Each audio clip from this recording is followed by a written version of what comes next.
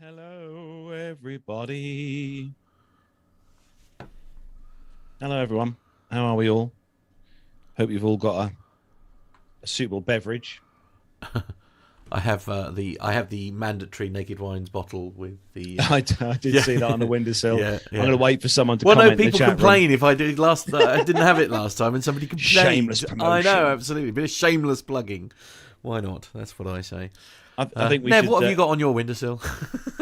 Well, I'm sticking to the water because I've been doing a trade show this week Okay. at the Excel, and Hang on. alcohol may have been consumed at some point. So Did you do much trading, Nev? it was a very busy show, actually, really busy. Good. And it's probably one of the first shows that people have come back to for a long time. And no, it was very, very busy, and which is why the voice is a little bit hoarse. Nev, can I trouble you to just bring your level down ever so slightly? Of course, yes, by all means. Did you drop any shameless promotion for the show? Well, there was a couple of people who do listen to the show that Whoa, that's came frightening. into the booth, so that was nice. That's very frightening. Yeah, and no, it was good. Yeah, I'm going to turn my colour down a bit on my camera because it's a bit. Oh, is it? Oh, sorry. Saturation level is a bit too high for my liking, and Okay. for everybody else's liking as well. My apologies. That's the one thing I'm not very good at with this particular system yet. One day I'll get the hang of it all. So that's all right. One day I'll get the hang of it all. Yes. Is the YouTube picture a bit grainy, or is it just me? Not. We're on the usual setting. Yeah, it's on 1080p. Oh, that's because you look crystal clear, and then we look sort of a bit. I know, but I can only get 720 from you guys, I'm afraid. I don't even think a 720 was on there.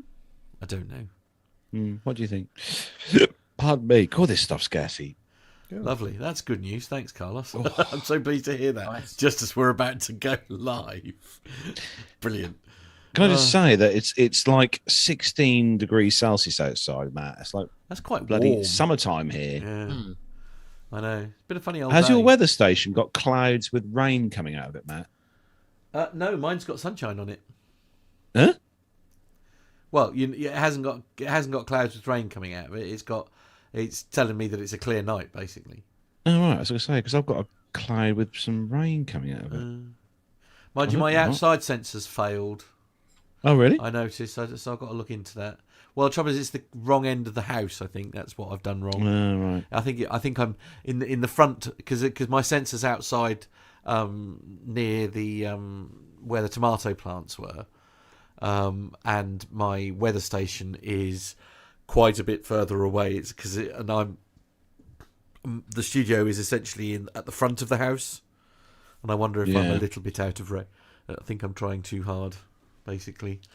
Mind you, I'm in the office, as you know, and Yes. both the sensors are in the back garden. Oh right, okay. Mine's probably just a bit rubbish in comparison then. Although that's weird. one of the sensors says it's 82% humidity outside. The other one says it's 29. Oh, okay. Yep. Right, there's a little That's worrying. Like I say, a little ambiguity there between the two. Either one's fell in a pot of water somewhere. Yeah. Sensor one's in a pool of BT UK water. tweet happened twice there for some reason. Don't know why. Oh, dear. Yeah. Perhaps it was two different tweets. Perhaps. I don't. Ooh. Sturman comes up with a great idea. Just stick your hand outside. I mean that's an option, certainly. Yeah. I mean, you could do that. We did have a lot of rain though, didn't we, Matt? Earlier on in the week. Yeah, they're fine. Yes. The quieter the better. No, sorry. I better turn my emergency exit sign on. There we go. It's better. Right, that'll help them. Yes. Hate for you to be. Yes, indeed. I'm not I think yeah, fine. I No, think it's it's very absolutely low, but everybody spot else on. says it's fine. So In my lug, it is perfection. yeah, I personally disagree, but Do you want one of those for your yeah. room, Nev? No. No? Oh, okay. Fair enough. Thank you. Just asking. I've got the mic live on the outside of the room. Oh, okay. Oh. I don't know whether you want the exit one in this side, I'd get you a BA one if you want one. I'll see if I can steal one from them on Monday. Flying with that lovely airline. Maybe not off an active aircraft. Steal one. That's probably not a good idea. Let's be I honest. would. Okay. Right. Who could we? As Uncle Micah, I'd appreciate your assistance in a level check. Do we all sound fairly balanced? Is what I'm asking. Do we all sound like we're at the same level? So I'll give a little sentence here, and then Nev, if you could go next, please. I don't think we're mentally balanced at all, to be honest I with you. didn't say anything about mentally. Oh, well. And Carlos. I'm looking forward to Nev's story number 6 tonight. Okay. Very good. Okay.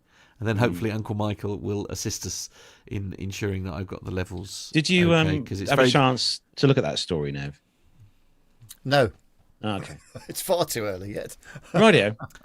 Oh, I expect there's a 1A on the back of his chair, Richard Adams is saying. That's an idea, isn't it? That's a thought, isn't it? Nev, Yes, that's what we need. Yeah.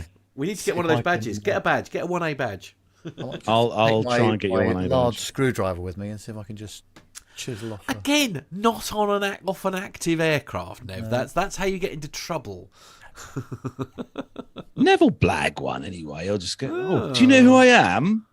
No, who are you? Neville Bound. Oh. Really? Have the aircraft. Here we go. Have an Airbus.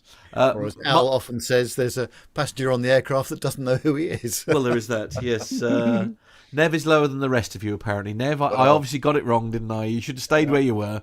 Oh, Go back no. up a DB or Yes, okay, there we are. DB. Drum Excellent. and bass. Oh, okay. Oh, we're being shouted at. Focus, everyone. That's nice. More directed at me, isn't it? Let's be honest. Yeah, okay. There we go. I'm ready. I'm born ready. Have a party Okay. ready with to a big press announcement. Oh, yes. Oh. Starting on time, Nev. This is very exciting. yes. It is actually very exciting. Here we go. I think we're a second out. I'm sorry about that. Oh. Is that all right? Ah, I pressed the button and it didn't quite respond fast enough. I'm sorry. Can't get the staff. It's terrible. no. Didn't do that this morning on your show, did you? Or breakfast? Wasn't my show. I was Well, just, I was pressing you were in buttons for charge. someone else. That's what I was doing. You were in It's charge. how I like it. I tell you, that was the way forward for me. Never mind this talking on a mic rubbish.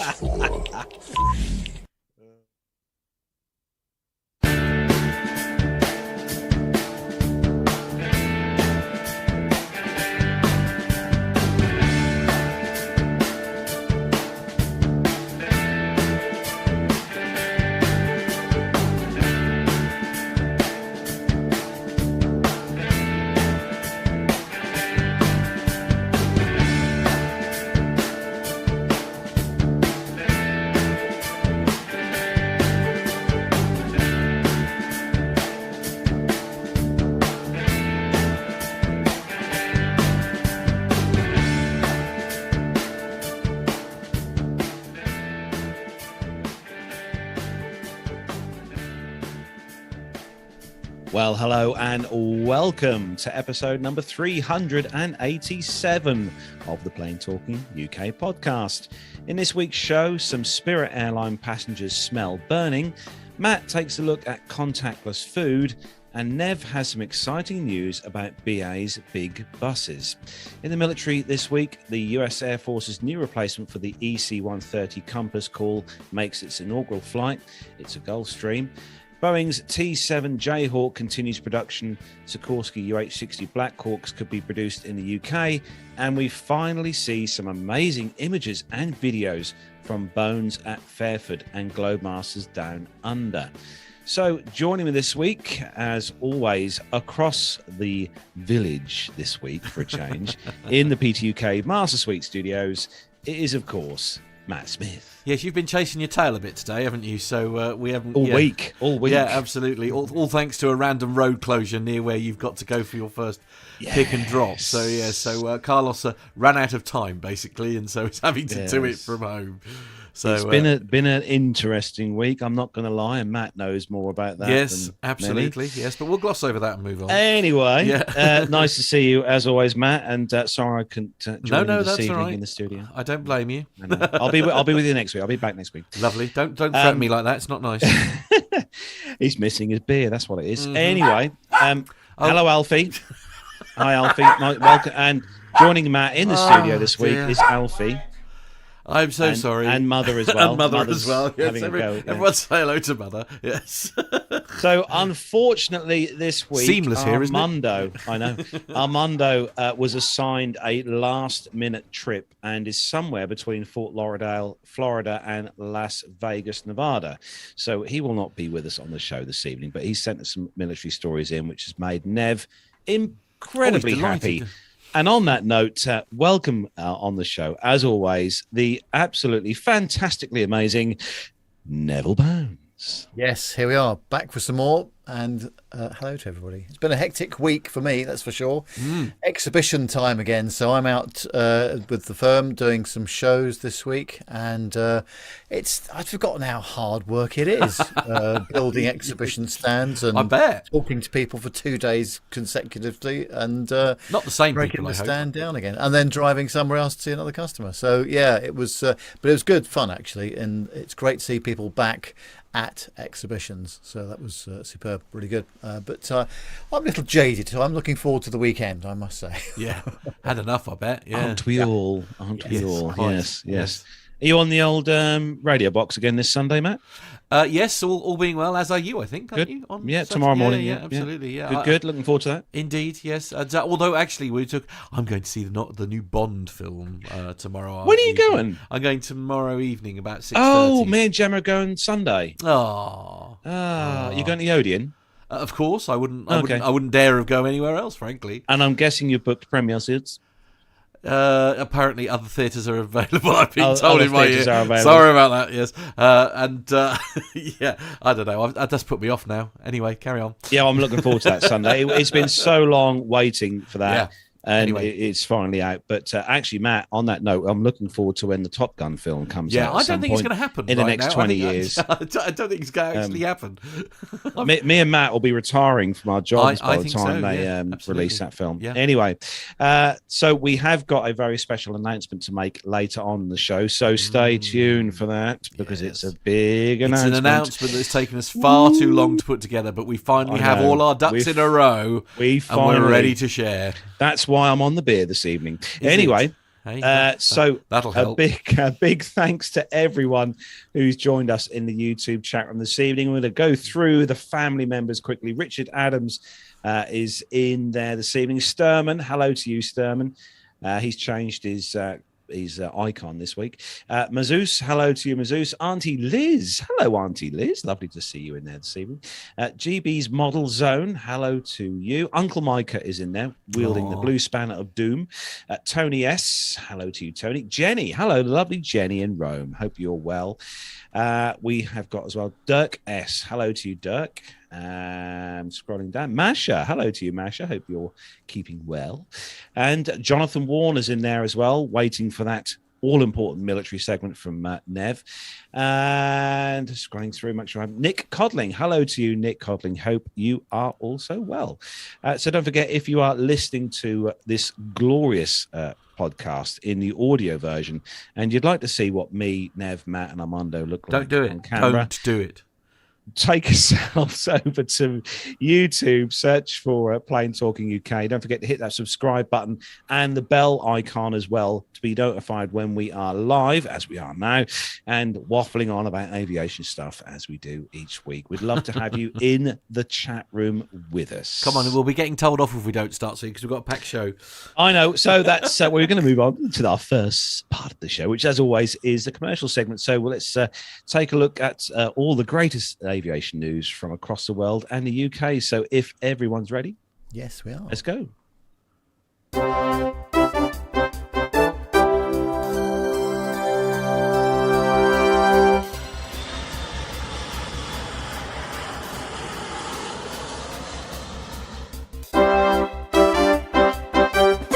So, kicking off this week's first news story comes to us from Av Herald, 6abc.com, airwaysmag.com, and also YouTube via Greco-Roman 123. So this one is headlines: Spirit Airlines bird strike and evacuation. And trust me, you'll want to see this evacuation video.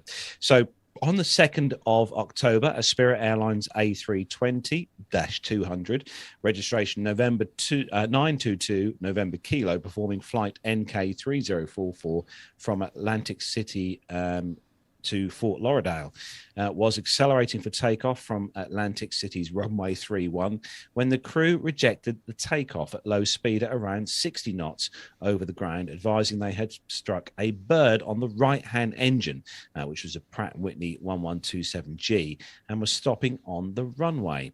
The aircraft slowed safely and stopped on the runway around 550 meters or 1,800 feet down the runway. The tower queried whether the aircraft needed any assistance. The crew replied, "Roll the trucks, please."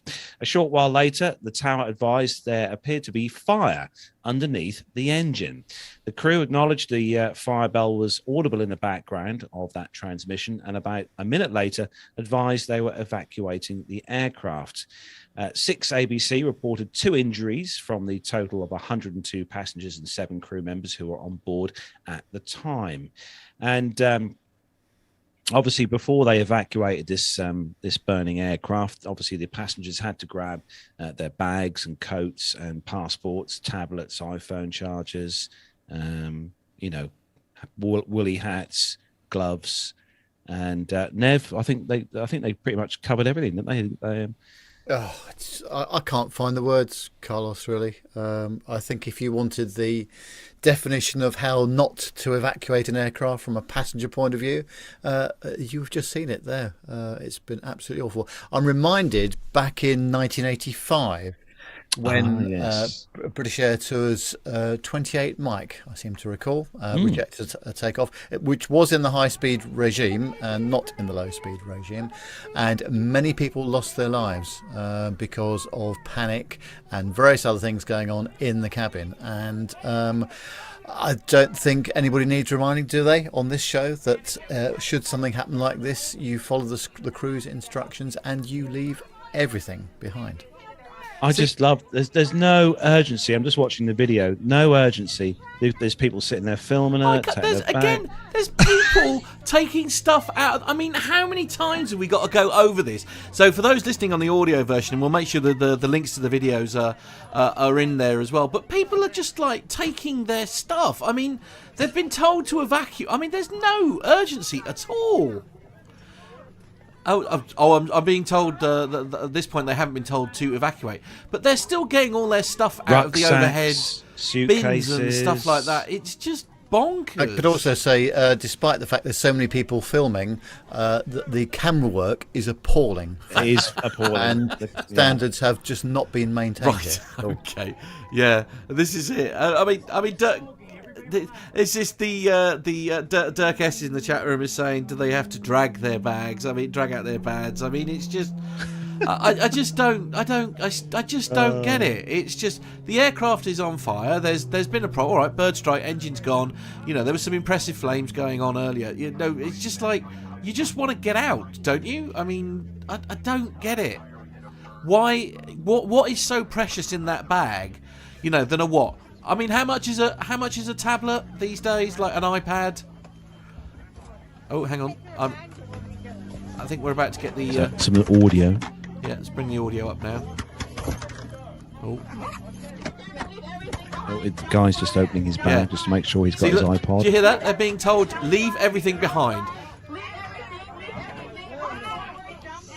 Yeah, they got their phones, they got all their bags and stuff. Nobody's paying any attention. I love. There's a woman there who's still got her neck pillow round her neck for comfort, extra comfort. Well, you know, when evacuating, you need to be comfortable. There's no two ways about it.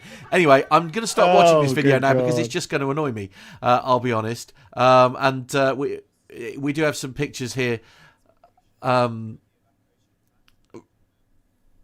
Yeah, there was something very odd about this in that the captain, halfway through the evacuation, explained that they had ingested a bird, I think, down the number 2 engine. Now, technical details like that are fascinating for the likes of us, but in the middle of an evacuation, I'm not sure that's the right thing to be talking about, because you are distracting the passengers from the job in hand. And I would have to say that the airline that I fly on almost exclusively are the crew that I've seen in the training videos and other bits and pieces I've been privileged to see.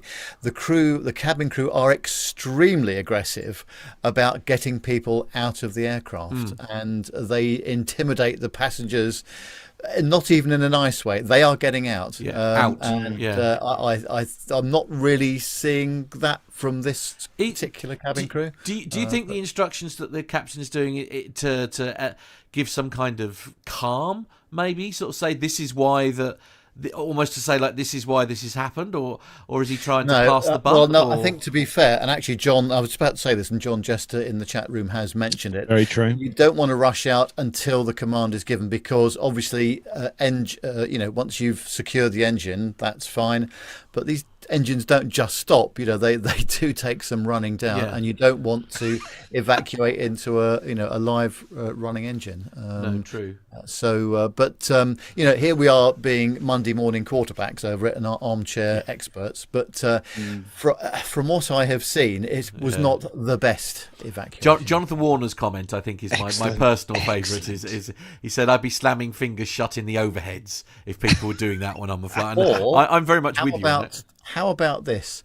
On all our cars these days, we have a central locking system. Yes. Wouldn't it be nice if someone had a nice big relay or solenoid or something on the flight deck which activated all of those things? Overhead bins. In the overhead bins, so people could not open them. I think that they've talked about this before, I think, on some of the forum sites about having that system in place. I think it has been looked at, Nev, funnily enough, as a device. Anyway, I mean, this is, fortunately as well, it was a relatively low speed, or it was in the low speed regime of the takeoff roll, and it was only a bird going through the engine. It was nothing more than that. So it did look a bit dramatic, I concede, but no, there's some, as Martin Brundle, who commentates on the Formula One, would say in this country, people need to take a sensible pill. that British Midland one, Nev, that was a 737-200, if you remember. The BA British Air Tours one. Yes, that was British Air Tours. That was far more dramatic, and actually in that case, people were not able to get out quickly, and I think since that there was a lot of aircraft design changes to allow more room for people to escape. But nonetheless, this is a different thing altogether, I would say. Anyway. Yeah. Yeah. So, Dirk S has actually got a lot of love for your idea, Nev. Actually, Dirk S is a big fan of it. I think Michael was suggesting. Richard Adams was suggesting that you electrify the catches as per an electric fence. I think that would be quite successful. Yes, a quick 415 volts would be nice. Yeah, that indeed. would do the job. Or another crazily simple idea. How about Tony S is saying, how about if airlines don't rip off their customers for checking in a suitcase? There'd be less luggage in the cabin. Oh, Tony. Well done, Tony. That's a bit too sensible, isn't it? I mean, that's clearly where we're going wrong there. Anyway, yes, so Matt, indeed. You've got the next story, and I love to personally hold my donuts when I eat them, but you're going to talk about contactless food. Right. Okay. I mean, that's a bit of a challenge, I suppose. Anyway, the headline is United expands contactless food and beverage sales with new PayPal integration. So this is from thepointsguy.com. There's a new way to pay for your food and drinks on United. The Chicago-based carrier unveiled a new integration with PayPal on Wednesday, the 6th of October, allowing passengers to use the company's mobile app as a form of payment in flight. Now, this is a really good idea, I'm sorry. If you have the PayPal mobile app downloaded on your phone, you can open it to display a QR code that's tied to your account. When a flight attendant gets to your row, you'll be able to display the QR code and purchase any of the buy on board offerings, which will be charged to your selected payment method within the PayPal app. This new technology is rolling out on select flights departing from the airline's Chicago O'Hare hub in November, followed later this year by all flights across the network where contactless payment is available. Due to the pandemic, United exclusively accepts contactless payments on board purchases. When a flight attendant passes by your row, you're asked if you want to purchase a snack or a drink. If you do, the crew pulls up your profile on a mobile tablet and charges to your stored payment method. Receipts are emailed, keeping the purchase process completely touchless, in line with guidance from the Cleveland Clinic. Until now, you needed to pre-select and update your preferred method of payment in the United mobile app before travel if you wanted to purchase an item in flight. With the new PayPal integration, however, you don't need to be connected to Wi-Fi or pre-authorize a saved credit card to make in-flight purchases. While this is definitely an improvement, somewhat surprisingly, the airline hasn't invested in accepting contactless mobile payments like Apple Pay, which can also be processed without an internet connection. Now, surely, what am I missing a point here, Nev? Because you don't necessarily have to have been signed up to Apple Pay in order to take a contactless payment, or am I misunderstanding something? No, you don't. No. It depends on what platform your phone is as well. Well, yes, of course. But you've got to have the credit card details, obviously. Yeah. But I mean, if I can do this because it doesn't show much on my phone. But if I do the double click sort of thing, he says, being on the wrong camera, obviously that doesn't help. It gives me the card that I use, and there we are, and then I can just touch it on the thing. Surely that's no different to a contactless card, or am I missing something here? No, I think that's... Apparently, I'm being told it is different with Apple Pay and the Google Pay. Oh, well, there we are. You learn something new every day. Well, there we go. But I always thought the good thing about PayPal is if you buy something and it goes a bit sort of wrong, that PayPal get your money back for you if things go. Yes, they can do. So if you buy a panini and you don't like your warm panini, you take a bite and you say, "Oh no, I don't like this." Right. Will you get your money back? I don't think that's how it works. Yeah, only if you return the goods, perhaps. Yeah. John is saying, "Are we comparing the United with Ryanair now? Is this what's going on in our ears?" Oh dear! Oh no! Oh dear! Never Probably mind. not. Anyway, Not a good idea. Nev, save us, please. So, Nev, tell us what's going on with BA. More good news, I'm pleased to say. Yes. The A380 is returning to service. This is on the onemileatatime.com website. Around the beginning of the pandemic, BA grounded its fleet of 12 Airbus A380s. After rumours circulating for some time, the airline has now officially outlined plans to bring back 5 of these aircraft in the coming weeks. In November, BA will operate the A380 on short-haul routes for crew familiarisation purposes. Whilst these routes have not been publicly confirmed by the airline or loaded into the November schedule, it's widely expected that these will be on the morning London to Frankfurt and afternoon London to Madrid routes. That London to Madrid route happens to be on the day after we come back from Madrid, which is a bit of a nuisance, but never mind. But after flying these routes for several weeks, the A380 will be returning to the long-haul sectors, and the plane has now officially been loaded into the schedule for the following flights. So from December the 3rd, they'll be operating the aircraft to Dubai. The 5th of December, they'll be operating it to Miami, and on the 9th of December, it's going to go to Los Angeles. So initially, there'd been reports that BA would also fly the A380 to Dallas, DFW. That's not been reflected in the official announcement from the airline, but potentially due to issues with A380 gate space there, perhaps. These routes clearly reflect that the US is planning to open to vaccinated travellers from around the world. Dubai is also an obvious choice, given that the Brits love the warm winters in the UAE, and Expo 2020, of course, is on right now. However, without having a cabin refresh, the new BA Club Suites, the massively improved business class product, which is available on the airline's A350s, selected 777s and 787s, they'll not be available on the A380. And whilst these aircraft do feature first class, amenities such as bars, lounges, showers, etc. Are also not installed, as with other A380s operated by other airlines. But, however, the real winners are the economy class passengers, where these aircraft provide superior spacious economy class experience compared with other aircraft, which is true, although I've yet to fly on them. But with travel restrictions being lifted across the Atlantic for vaccinated travellers, they're also bringing back their biggest transatlantic schedule since March 2020. So they'll be offering 5 daily frequencies to New York, and then 8 as of December.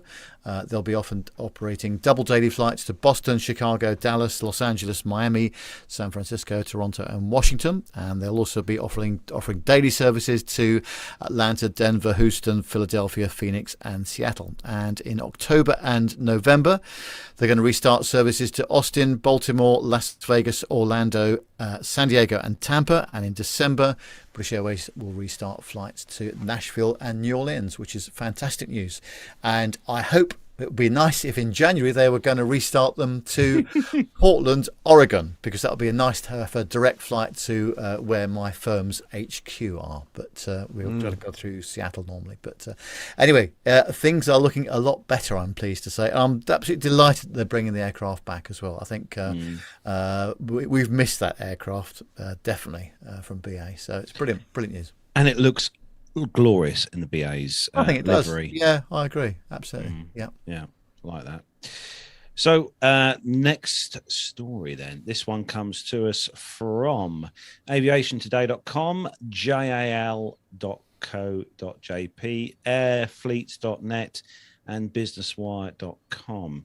And this one is actually good news for all the lovers of the Boeing 767. I know it's an aging aircraft now, but Japan Airlines upgrades flight deck displays on its 767-300s.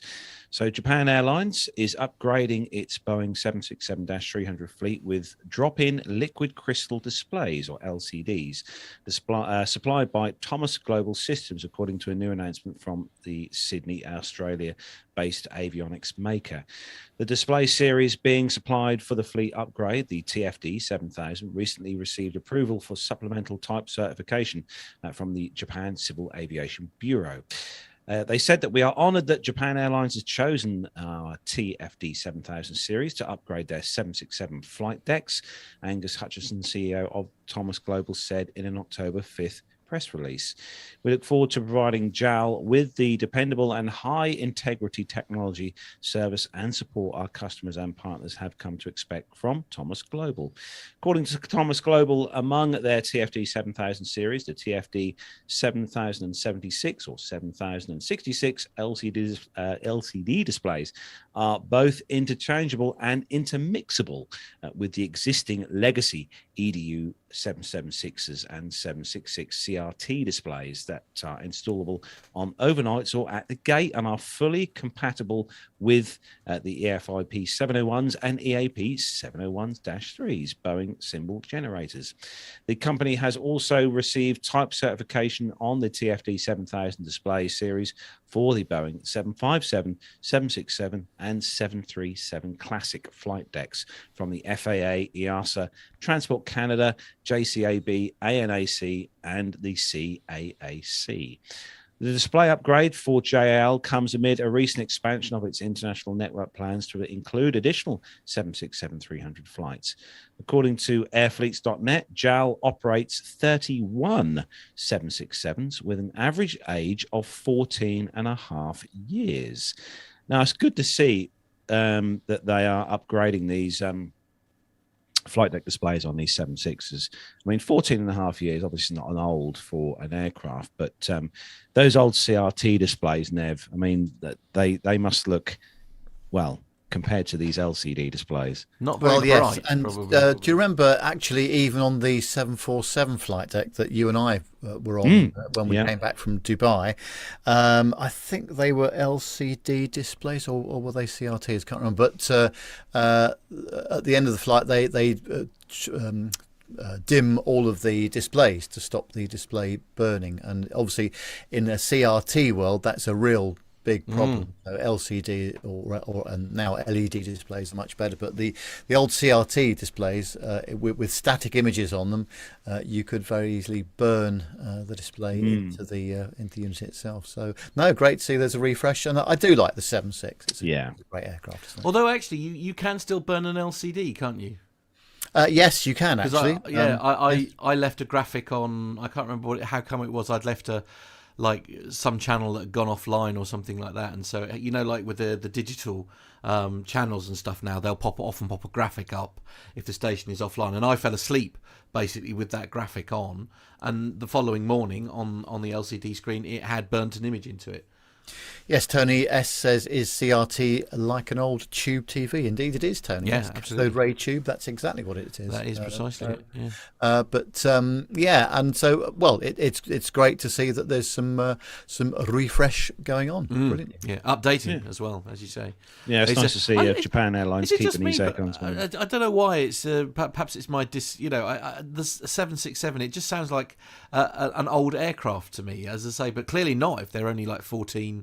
And yet I don't think that of the 7.3s, I suppose. No, it is an old airframe, Matt. You're right, it is an old airframe. The 7.6 is I mean, updated versions are available, of course. No, yeah.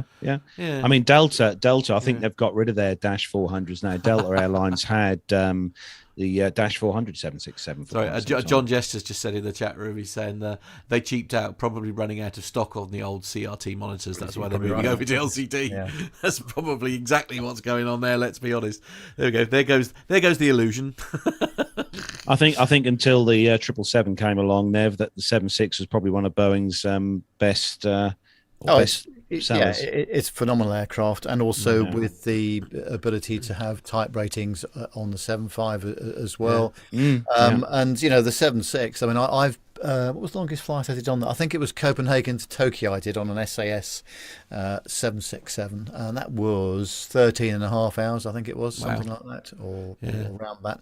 And it's a bit of a slog, but of course, the BA were using the 7.6 on the London to Edinburgh routes as well. So it's an incredibly versatile aircraft for short, medium, and long haul. And long haul. And of course, one of the things that Michael was just saying in the chat room there is, of course, the weight saving, of course, with an LCD versus a CRT, because they can be quite heavy, can't they? Yeah. And heat as well, I suppose, Matt. Would it be heat? There's less heat with an LCD display?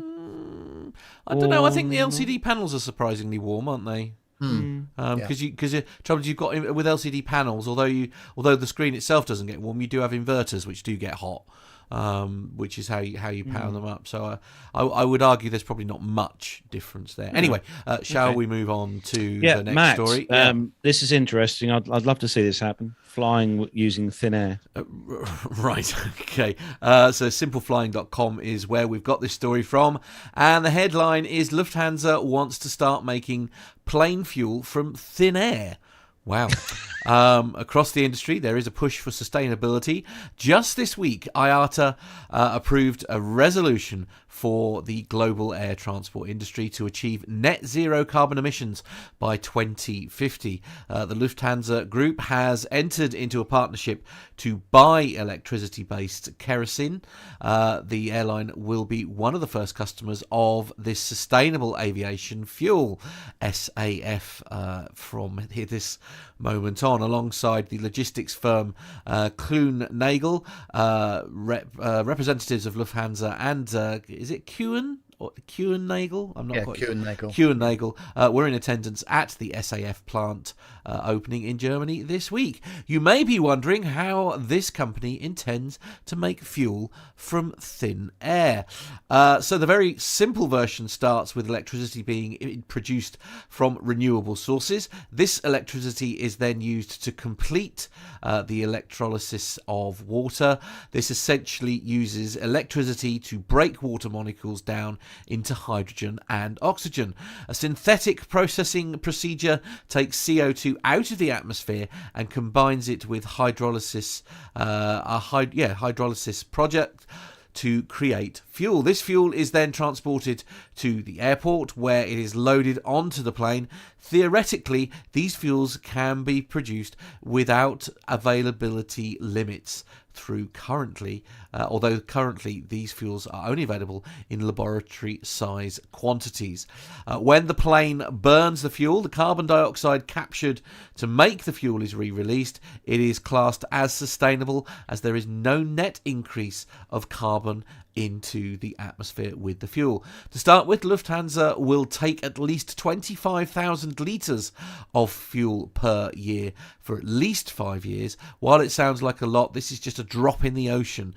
The airline recently revealed that its most efficient aircraft, the Airbus A350, burns roughly 2.9 litres of fuel per passenger per 100 kilometres. Or to put it another way, 25,000 litres is under 20% of the fuel capacity of one A350. Clearly, this won't have a significant impact on the industry in such small amounts. However, airlines must commit to taking these fuels to make them more accessible. SAFs have been locked in a vicious cycle because they are produced in such small amounts. They are expensive to make. Because they're expensive to make, they're costly to buy, meaning demand is low. Because it's low, was low, small amounts are made, and so on and so forth. I mean, you get the picture here, isn't it? I mean, it's I guess at this stage it's a glorified experiment, isn't it? Mike, as Tony S says in the chat room, it's magic, Matt. Quite, yes, fair enough. Mike is also just magic. Now that's magic. And Micah is saying, does this mean that they're going to be serving curry on board? Oh. Yeah, Captain Al's going to be on the flight deck providing is he? additional. Right, okay. Yeah. Flying with air from Captain Al, Richard Bell has suggested. Yeah, well done, Rick. Converting curry to jet fuel. Yeah, absolutely. It's a win-win situation, really. Actually, a quick hello to the few that have joined us here in the last sort of 10-15 minutes. Rick Bell, hello to you, Rick. And also Dave Abbey, hello to you, Dave Abbey. Oh, wow. And Stewie Hi, Thomas Dave. as well, hello to you, Stewie. Gosh, yes. Yes, it was November. We're rapidly getting around to, it must be like 4 years since I met up with Dave Abbey in New York in November, didn't I? Blimey. I know. Time flies, doesn't it? Anyway, Time flies. Sorry, slightly off topic. Nev, Yeah. Nev, I am looking forward, Nev. No, abort. I'm sorry. I've just seen Micah's comment in the chat room. It says it's a wind situation. Oh, Micah. Nev will be very proud of that one, I suspect. Yeah, quite. Absolutely. Curry night. Anyway, so Nev, I'm looking forward to your thoughts on your next story. I don't know if you remember on the BBC years ago, you were not allowed to comment on the news, but I think I may have to comment. Oh no! On this later on. Yes. But it is on the Daily Mail, and it's on TikTok, and it's on Instagram. It says as follows: first-class passenger who is left horrified at the unacceptable conditions on a £4,000 British Airways flight is urging travellers to fly with other airlines. Ooh. Jarvis Marcos was flying first class from Mexico to London with his girlfriend, Kamara Harding, when he experienced the shockingly bad standards, which included dripping water from the aircon, that can happen, and sticky liquid on tray tables. That's a whole different conversation, which we can't talk about on this show. Family show, ladies and gentlemen, family Mr. show. Marcos, who flies upwards of 100,000 miles per year, runs a luxury travel review website and a travel agency, and flies in first or business class, reviewing airlines and hotels. However, the luxury traveller was left particularly disgusted at the stale and overcooked in-flight meals and unclean seats. In addition, the metal framework of his seat was visible through the padding, and it didn't recline fully into a bed due to an apparent malfunction. The 37-year-old compared what his age is to do with it. I don't know, but it's Daily Mail, so they have to say his age. The 37-year-old compared his BA video with footage of his first-class flights on other airlines to show off what service he enjoyed, including bottles of Dom Perignon champagne and mounds of caviar. I'd like to define what a mound of caviar is. Mr. Marcos claimed the journey would have cost £4,000 without his air miles.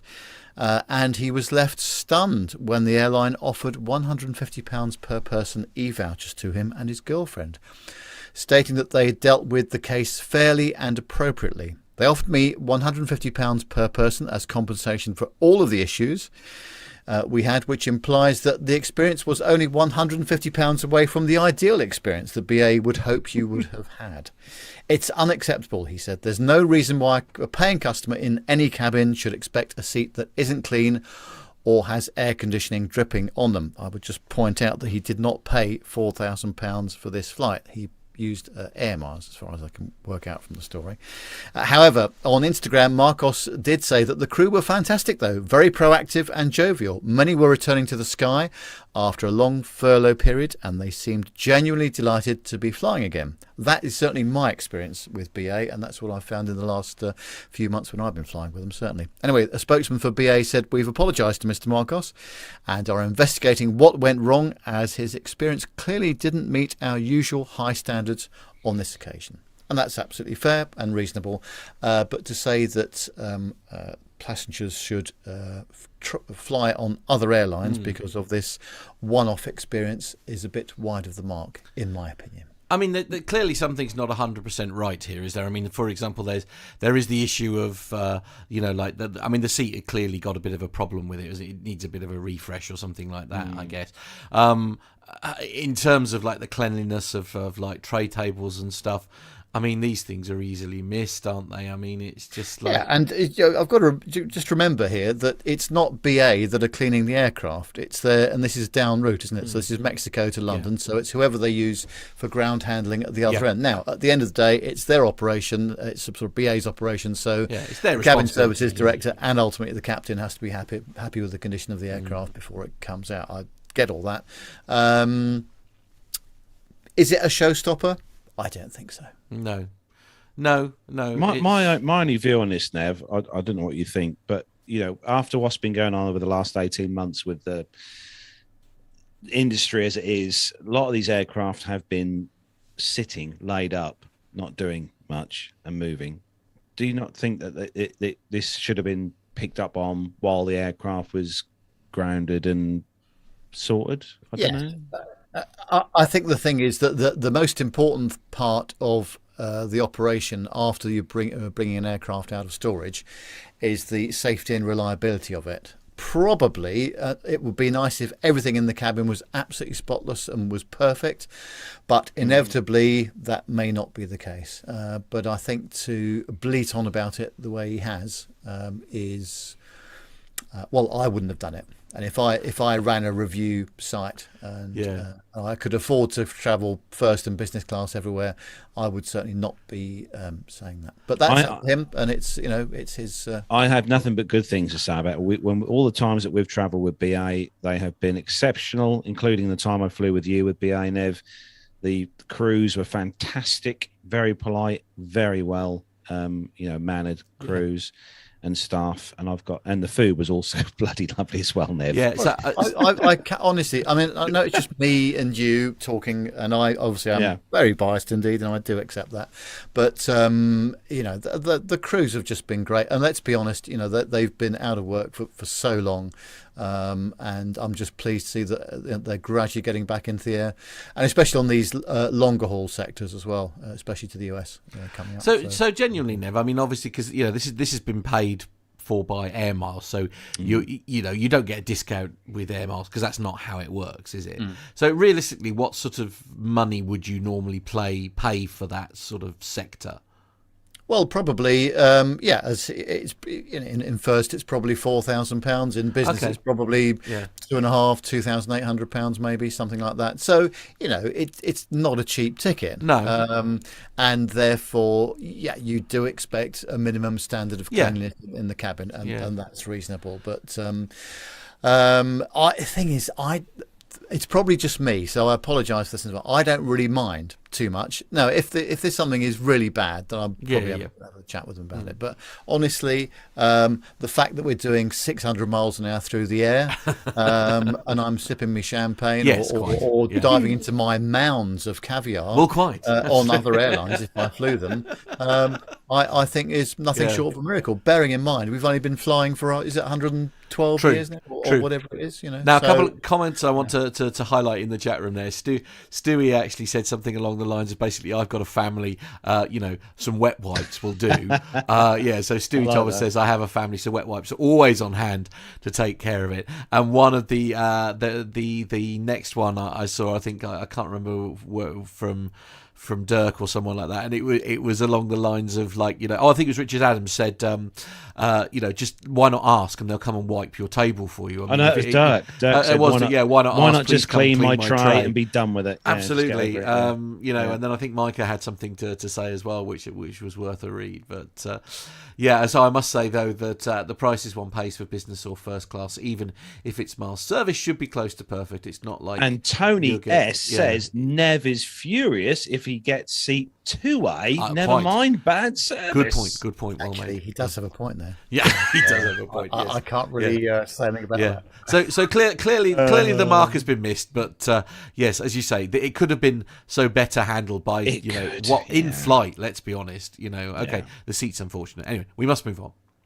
So the next story to us, actually talking about crews, next story comes to us from Reuters.com. And this is about a Ukrainian airline that ditches skirts and high heels for loose suits and sneakers or trainers, if you live in the UK. So Alexandrina Denyensko, a senior flight attendant with 7 years experience, says she sometimes does not get a spare minute to sit down during a flight and dreams of resting her swollen legs after spending hours wearing heels. So SkyUp Airlines, the privately owned Ukrainian carrier that employs Denyensko, decided to put an end to heels and pencil skirts after collecting feedback from flight attendants about their uniforms. The new SkyUp uniform for women now includes Nike sneakers or trainers, if you're in the UK, and a loose orange suit with trousers and a silk scarf, both made by Ukrainian brands, and white t-shirts will replace blouses. Shoes on heels look beautiful, she says. I do not argue with that, but I feel and suffer swell by the end of a flight. Sneakers, or trainers, are absolutely cool, she told Reuters. God forbid, but if a crew has to do a landing in water and evacuation in heels can damage the ladder or the inflatable exit slide, and it won't be very comfortable to swim in a skirt, she said. The company said they researched the history of cabin crew uniforms and decided to ditch what they call conservative elements of flight attendants' looks. Braids will now replace a tight bun or ponytail hairstyle. They said that we found out that despite the fact that the image of female flight attendants is very romanticized, their job demands a lot of physical training. The head of the SkyUp Airlines marketing department, Mariana Grorash, said. The new uniforms will be officially launched in October on the 22nd. Grorash says the company also plans to launch the new uniform for male crew, a light suit instead of a vest, and a t-shirt instead of a shirt, to be combined with a pair of black Nike sneakers or trainers if you live in the UK. If the whole world and all fashionistas wear sneakers, why not bring it into aviation? Flight attendant Zoriana said. What do you think, guys? I mean,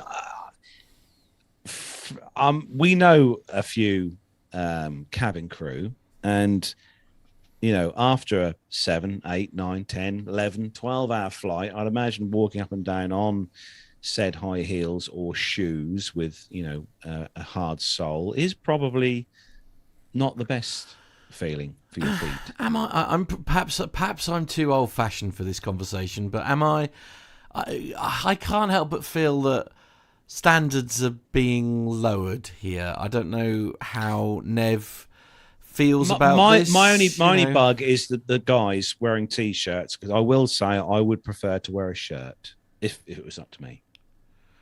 Nev? I think the certainly the colour would suit a very well-known low-cost carrier, wouldn't it? True that. True. Yeah. Very well. And on a safety note, the crews wouldn't have to wear a high-vis jacket if they were outside the aircraft. No, they still would need to wear a high vis jacket.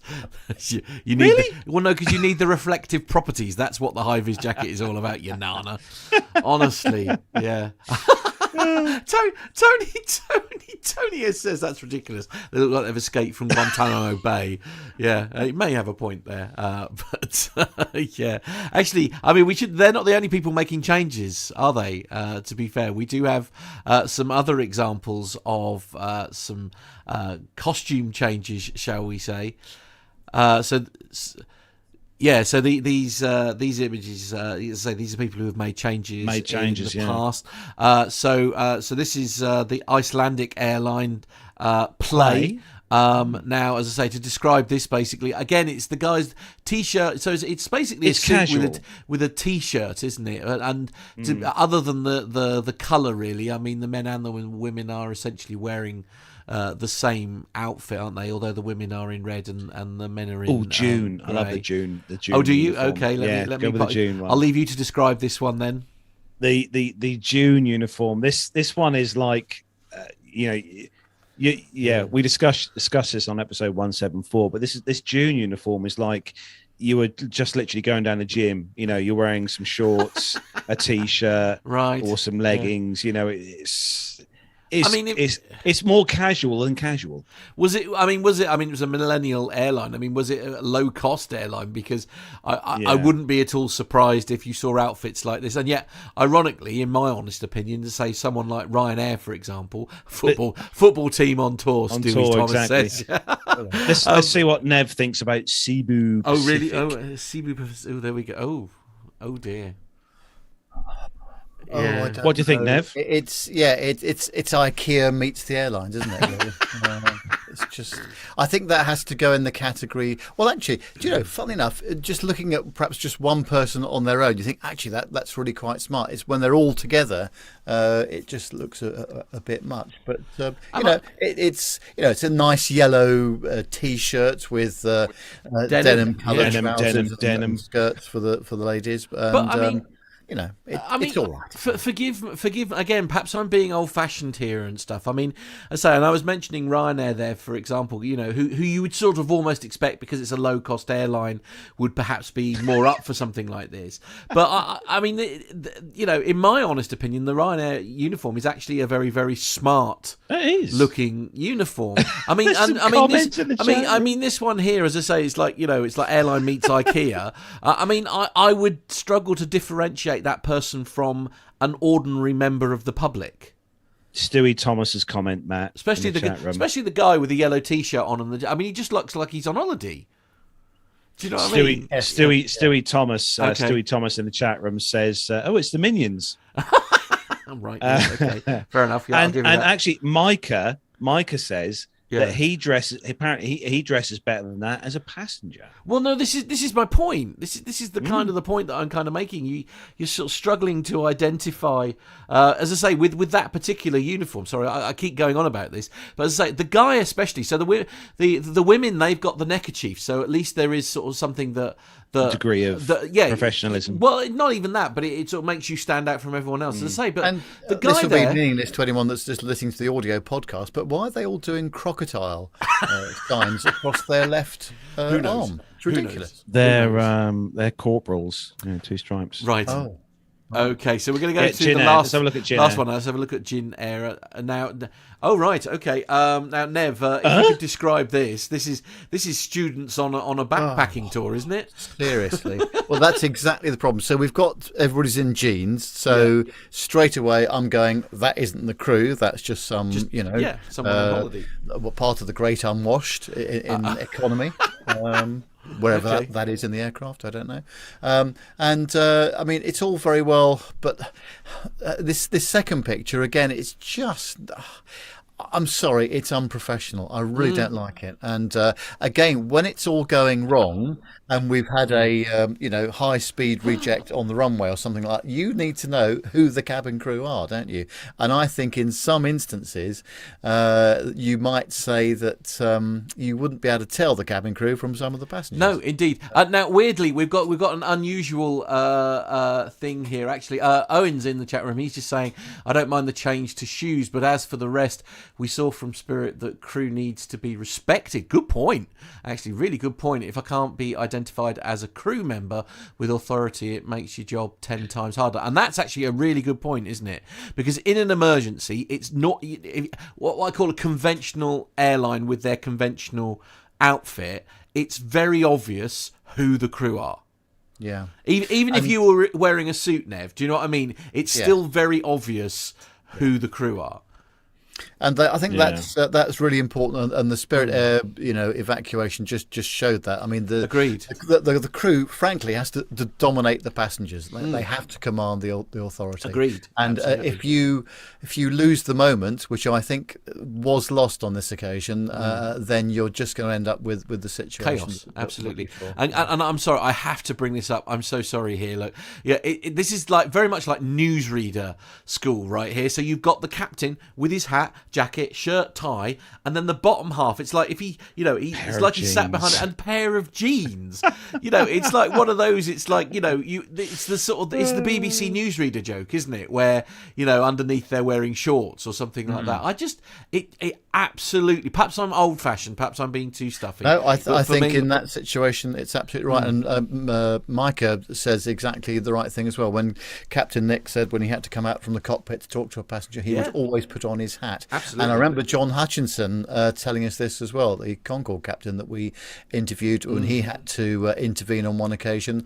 He made sure that he was dressed absolutely appropriately and just make sure that you command your authority. Absolutely. Well, I tell you what, guys, we've got a whole host of passengers who listen to this show, not just our glorious YouTube viewers, but also who listen to our audio podcast. So if you fancy sending us a feedback, let us know as a passenger how you would prefer to see your crew dressed. Been interesting to hear. There we go. We've all calmed down a bit. We've got a bit heated. I know. So I'm just having I'm having a breather. Right? I feel like I got a bit carried away with myself there. So my sincere apologies to everyone listening. Yeah. Yeah.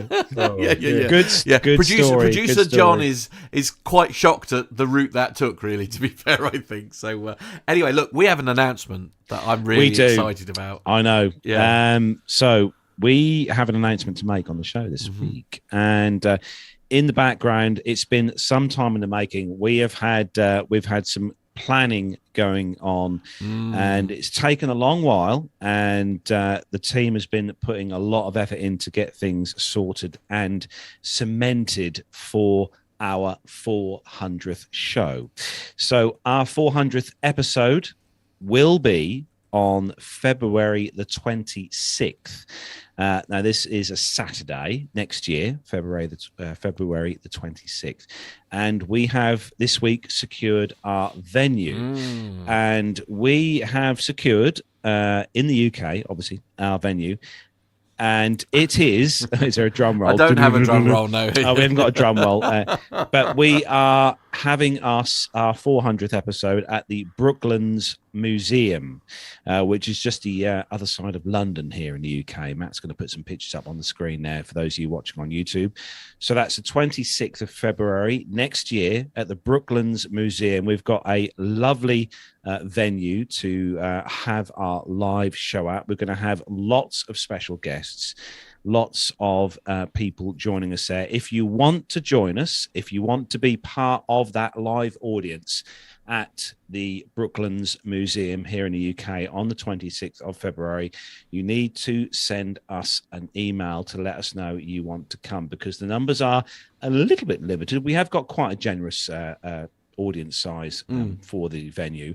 But if you want to come and join me, Nev, Matt, and Armando, plus a whole host of other celebrities, I should say, from the podcast Aviation. Armando is joining us here in the UK. So Armando will be here in the UK. Absolutely, yeah. So make sure, as I say, make sure you're if here. for no other reason because you're bored of seeing us, Armando will be in the building. He will be.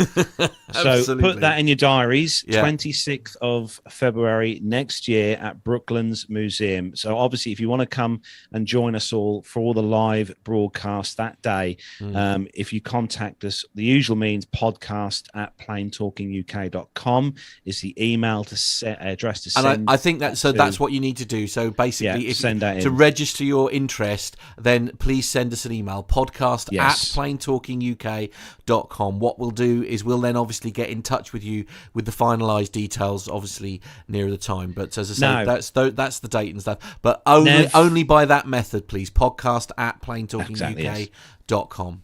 Now, obviously, it's quite a journey especially for me and Matt to go, and it's obviously quite a big journey for a lot of our guests who are flying in from various parts of the world. So Nev has got the next piece of news on where you can stay, haven't you, Nev? Yes, I have. And right next to the museum is the Brooklands Hotel, which is a very nice hotel indeed. And we have negotiated some special rates with them. They're just about to send them through to us in the next couple of days, and we'll be able to give people in the email the voucher code to give you some preferential rates. Just to let you know where Brooklands is, it's to the southwest of London, just off the M25, the Orbital Road, and it's about 15-20 minutes drive to Heathrow, something like that. Already took Captain Jeff there from the APG show a few years ago when he came over to Farnborough. He had a thoroughly wonderful time. There's some other things there as well that you can do, which you will have to pay for if you want to go there. But there's the Concorde Simulator. There is also Mercedes-Benz World right next to it as well. So if you have a penchant for expensive German cars, then that is your place to go. Well, and I tell you what, the trip round Mercedes-Benz World is just worth it. It really is. So we haven't got any sort of preferential rates going on there or anything like that, but definitely have a look at the other things that are there. But the museum itself is a really interesting place to look round. Fascinating. Yeah, Mike is asking what town that's in there. Yep, that's in Weybridge, Surrey. So that's W-E-Y Bridge, Weybridge, Surrey. It'll be a great time. So we are really looking forward to it. I say that's only just all come together in the last week or so. We have been working on it since about episode 320 by the sounds of things. But Nev, you've got some promo codes secured, haven't you? Coming soon for anyone who wants to book a hotel. We'll release those when the hotel's given them to them. So when you write in, and if you need accommodation, you're paying for it yourself. Firstly, we've got to say that right up front, but our funds do not run to that. But we can help you with some preferential rates, which when we get the voucher code, we will let you have when we reply to your email. Indeed. Apparently, our email has got a problem with it at the moment, so I'm going to frantically try and mend that.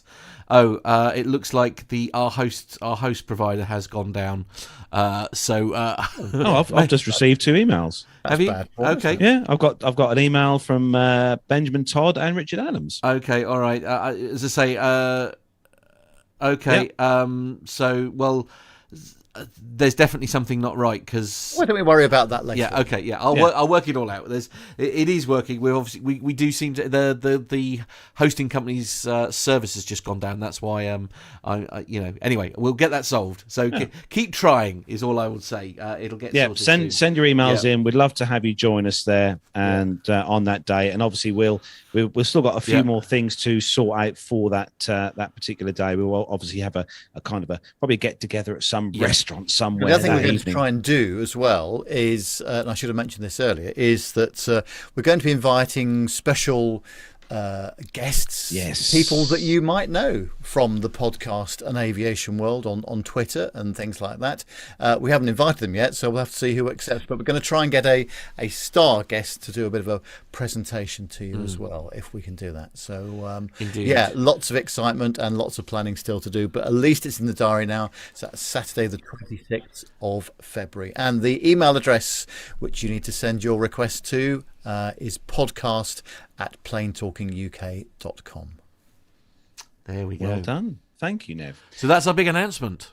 Ooh, it's all exciting. It's all actually going on. Indeed.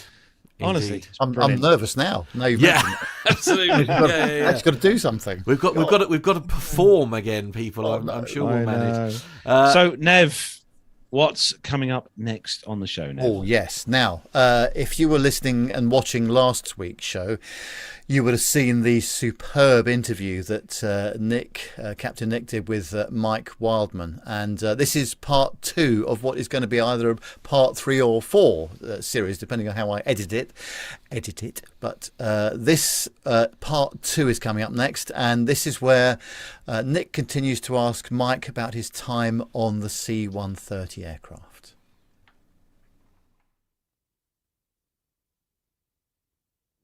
So, going back to your C-130 flying, have I left anything out, or is there more? Excitement to come? Somalia was interesting because I've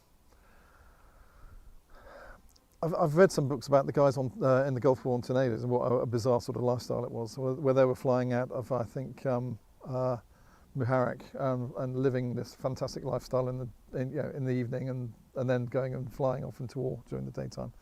And we had a similar thing. We were based in the Serena Beach Hotel down in Mombasa, which was a kind of 5-star plus hotel with 2 crews. And so we had 1 day on, 1 day off. And on our day on, we'd be flying down into a war zone, into Kismayo and Somalia, in support of Belgian forces and the United Nations and all the stuff that was going on down there. And it was all pretty grim. And then we'd come home and then be sat by the pool and living this fabulous lifestyle. And it was quite surreal. Oh, yeah. But again, that was great fun, ultra low flying. Really, because it was fun, because I don't think they had any sort of surface-to-air missile threat or anything like that, but that was just because we could. And we were there for 6 weeks at a time, and it was really, really enjoyable thing to do. So that was interesting. Also doing airdropping into Sudan, which was remarkable. We were doing something called VLAGES, which is very low altitude gravity extraction. So effectively, you'd have the aircraft down at 50 feet with the gear down, with the ramp open, with a kind of a tie-down strop with all the food on pallets at the back, and then red on, green on, there'd be a guillotine would cut, and the whole lot would go out of the back. And again, when you're flying this thing, it goes from full back stick to full forward stick back to the middle, and you're at 50 feet doing about 150 knots. So that was horrendous. Yeah, that was. Oh, it's great fun. It was great fun, and we used to do practice a lot of formation then, because we were down there as 2 and 3 or 4 ships, and so we did a lot of close formation then. And again, for no real tactical reason apart from that, it was fun. So got a lot of close formation again in C-130 apart from air-to-air refueling. So that was good. I think the most remarkable thing I did when I was down there, we were being tasked to fly out of Rwanda before the genocide happened, and we had the United Nations were there, and we had a 3-week detachment in the Mille Collines Hotel in Kigali. Again, sat by the pool, but because the situation with AIDS was so bad down there, there's no way that anybody could get blood transfusions if they were injured, and we were supporting Belgian troops for the UN. And so our job was to be down there and medevac them out to somewhere safe if they needed to do that. And so we had a 3-week detachment by the pool. It was our turn to go down there. And we were a bit late. We staged through Cairo, so it was 2 7-hour flights, staged through Cairo, and we were delayed for whatever reason. Finally coming into Kigali just about in darkness, and we were in trail at about 7 or 8 miles final with an HS-125 in front of us. Next thing we know, surface-to-air missile comes up, blows the aircraft out of the sky. It had the presence of both Rwanda and Burundi, the neighbouring country, aboard, and that was the start of the genocide. It was completely premeditated, and even now there are conspiracy theories in Belgium, and I've had journalists get in touch with me saying, did I think the missile was supposed to be for us, and to try and bring Belgium more into the conflict than it was. So we'll never know, but so obviously there was certainly a threat there. So in that situation, you could hear shooting, machine gun fire on ATC, which is the first and last time I've ever heard that. Again, we had chaff and flare, so we pooped all that off, climbed to 10,000 feet in the overhead, while our navigator was trying to get hold of Belgian forces on the ground and trying to arrange some sort of response. The guy who was the captain of the team that were already on the ground, had been there for 3 weeks. The tradition was that he'd come and meet the aircraft with a slab of beer. Right? He was on the ground, obviously waiting for us. The airfield was overrun by bad guys, and he went on the run for 3 days with just a slab of beer. And when you think about the training exercises we used to do, is that's not a scenario you'd ever really come across, is it? Oh, I love it. So we then up to 10,000 feet. We waited there till the fuel ran out, and then went off to Nairobi. So I was the first aircraft kind of in when that all started. Then over the next 3 or 4 weeks, a bit like they've just done out in Afghanistan, we flew a evacuation mission to bring all the Belgian people really, and plus friendly workers and everything else in a very similar situation, to pull them all out. And obviously they had got surface-to-air missiles because they'd blown the aircraft out of the sky, so there was a threat there. And again, I was fortunate that I was the last aircraft there, and we had headquarters flight, were the last people to get on board, and literally people were running for the airplane with children. It was a harrowing experience, and we had special forces guys on the ground shooting outwards with the bad guys coming over the fence with machetes and things. It was just the most surreal experience. If we'd lost an engine, taxiing or whatever, I don't know what would have happened, but we were able to button everybody up. We left people behind, as you do, taxied out, and I was the last aeroplane out of there. So that was quite an experience. That's the sort of experience that might play on your mind for years after. Yes, I mean, I was lucky that I didn't see anything in that situation there in Rwanda. I didn't see anything terrible. I saw in Somalia, I saw some pretty horrendous things that are happening on the ground. So yeah, they will always be there. Absolutely. Yeah. You did some more interesting flying. Can I ask you to tell us about the arms ratification flights you did? Yeah, I was fortunate. When I came back from Belgium, the Belgian Air Force has retrofitted their C-130s with glass cockpit. And so I was the only person in the UK actually flying glass cockpit Hertz from the RAF. The guy who was supposed to be doing acceptance testing for the RAF fell off his motorbike and banged his head, and under French law, because he was at the school in France, they grounded him for a year. Wow. So they had nobody to do C-130J acceptance, which was the new aeroplane coming in. And so instead of going back to Lynham, I was hoiked off to the side to Boscombe Down. Didn't have to do the test pilot's course and did acceptance testing, but I was able to fly everything that was there apart from the fast jets, so Tucanos and things like that. But they had about 7 or 8 different heavy aircraft from just about everything. One of them was an Andover, or 748. I think the Andover was a stretch version, but it was full of infrared line scan and cameras, and the tasking. This was in '94, just after the wall had come down, and everything had changed and the walls were packed. And so our job was to be tasked by the Foreign Office, I guess. I don't know who did the tasking, but was to fly at low level over pretty much all of the ex-Warsaw Pact countries, taking photographs and various bits and pieces. We had specialists down the back.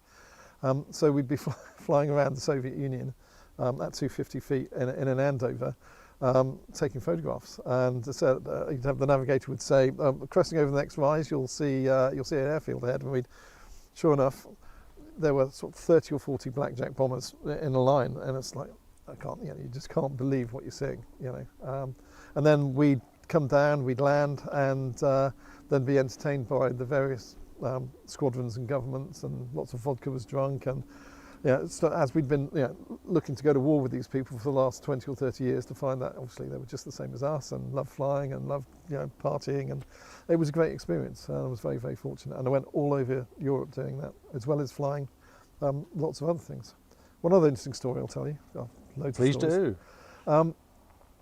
GPS was just coming in, and they had the last flying Comet Mark 4C called Canopus. It had a name, and they filled it full of GPSs of various types and inertial navigation systems.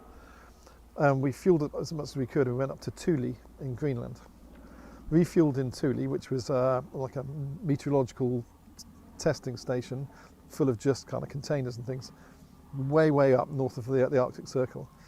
And then the task was to fly this 1940s generation airliner up to the North Pole, the magnetic North Pole, descend to 250 feet low level, fly round and round and round and round and round and round in circles to try and confuse all this kit, and then fly home. But of course, what heading do you fly home from the North Pole? Well, everywhere south. Everywhere south. So you just had to put the sun in kind of the right place and then wait for all this kit to sort itself out. But again, what a remarkable opportunity to do something a bit wacky. Unbelievable. And those sort of jobs were always coming up at Boscombe Down. I flew Snoopy, the weather aircraft, and Boscombe was a fantastic place in those days because there's just everything was going on there. It was really cool. Absolutely brilliant. Yeah, so that was cool.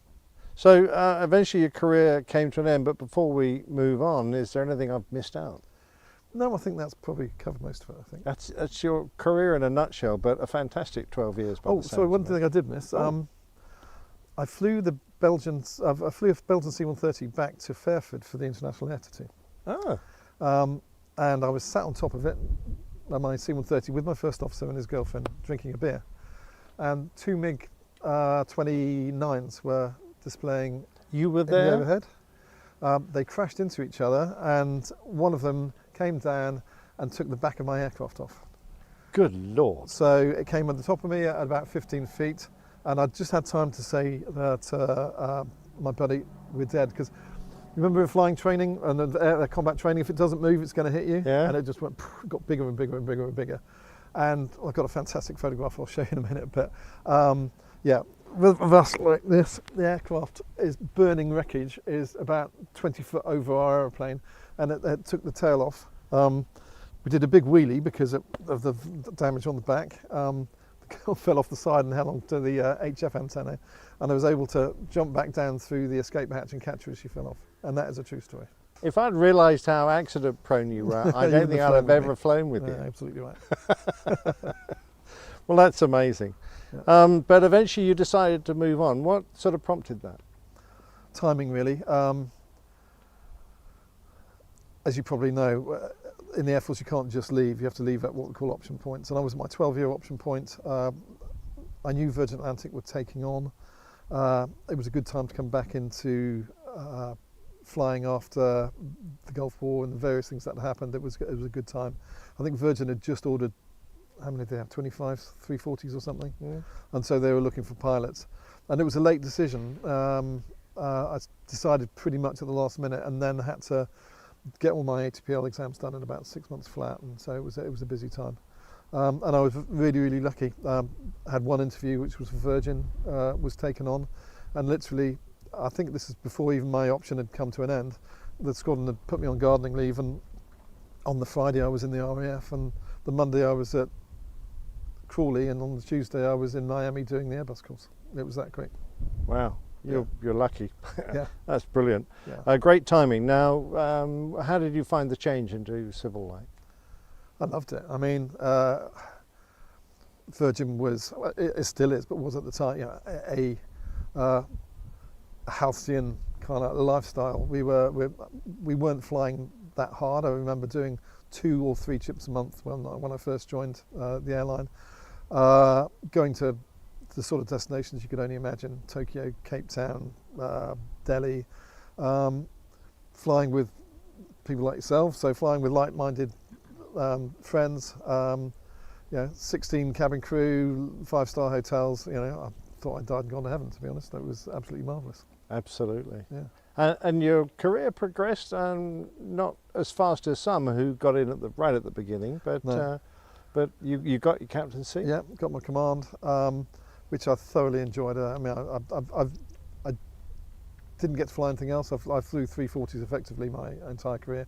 I got in there at the start and it finished at the end.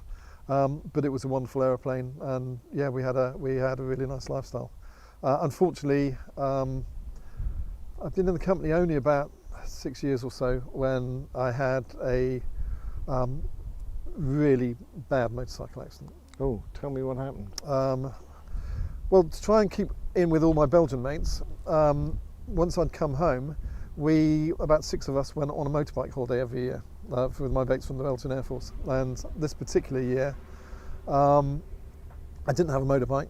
I went out and bought one the day before the holiday, and a 1200cc BMW. What a great idea that was. Jumped on it and went down to France to meet the guys. And As you do. It was down in that kind of Bastogne area to the south of Belgium, Ardennes. Yeah. The guys were all on really fast motorbikes that they'd had for years. What did you have? I had a BMW 1200 GS, so it was Well, like not exactly slow. not exactly slow, but I wasn't used to it.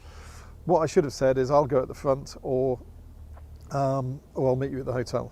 What I didn't was I was at the back, the slowest, was racing to catch up with them, overcooked it into a bend, hit a dry stone wall and went down a ravine in A France. dry stone wall. You Yeah, went so- through it. Well, no, the bike flipped over the top. The Oh. bike, well, he flipped me over the top. I went, the bike came back into the road and I went down the ravine. Oh my God. And took pretty much all the kinetic energy through my left ankle.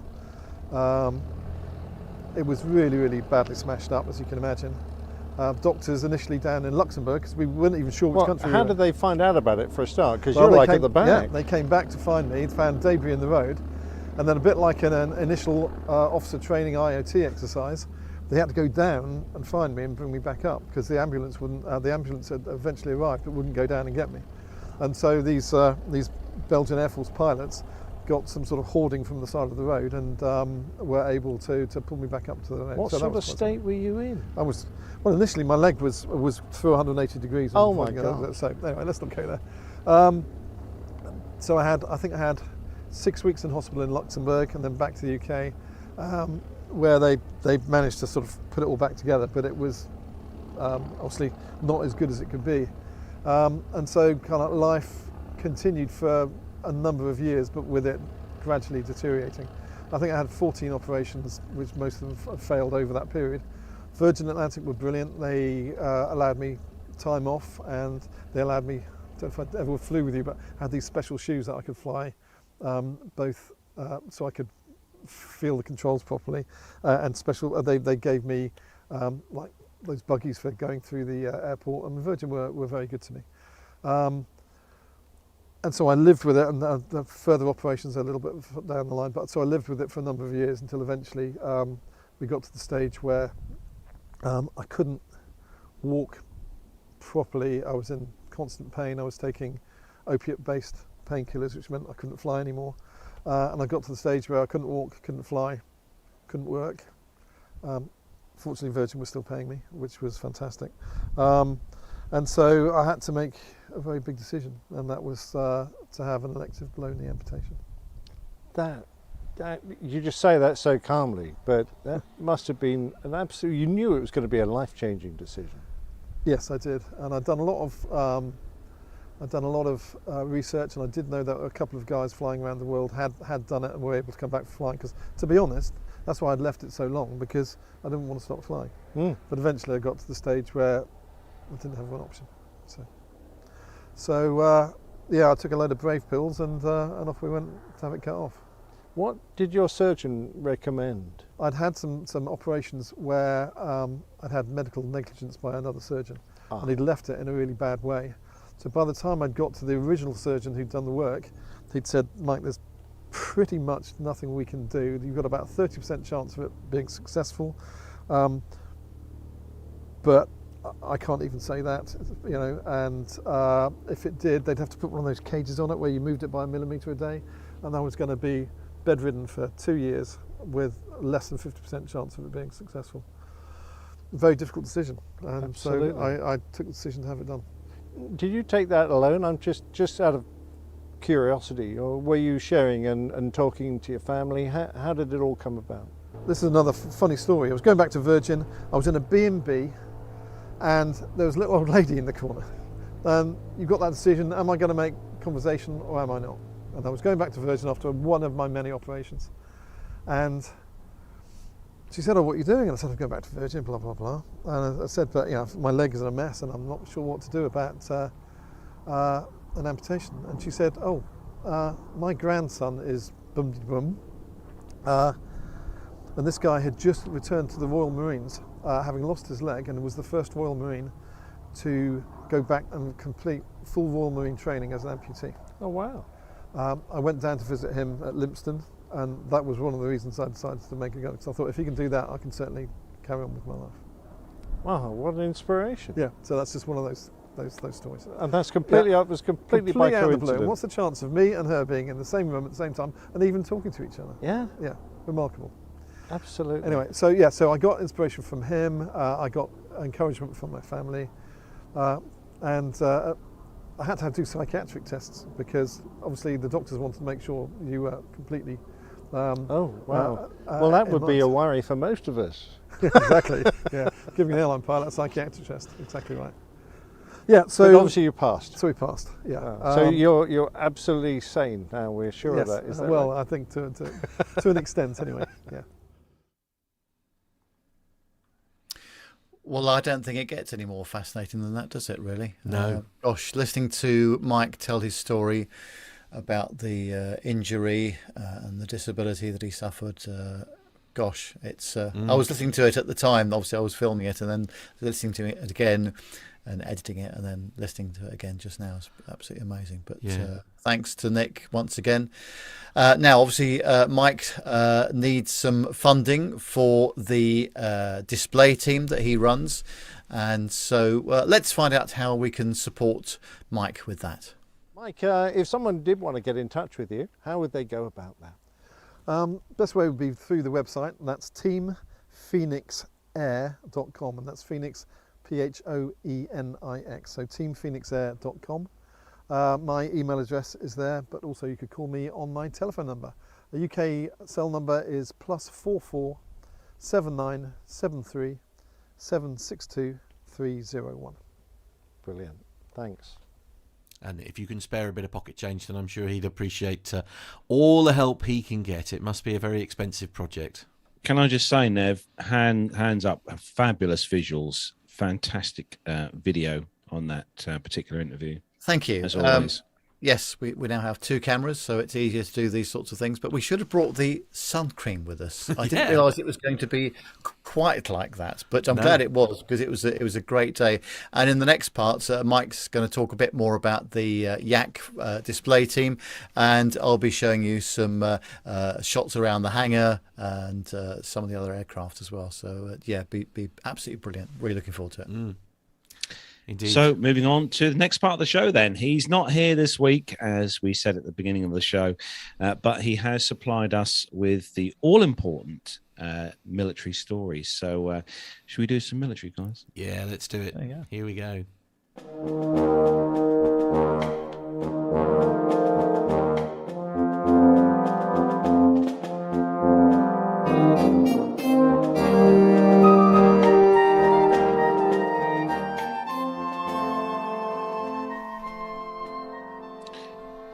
So this first news story then comes to us from breakingdefense.com, and the new Compass Call electronic warfare plane takes to the skies.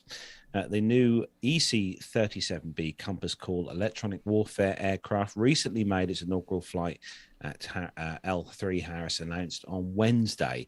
Unlike a typical military aircraft procurement program, the US Air Force intends to modernize its aging Compass Call fleet by stripping sophisticated electronic warfare systems out of its legacy EC-130H aircraft and incorporating them on board new Gulfstream G550 business jets.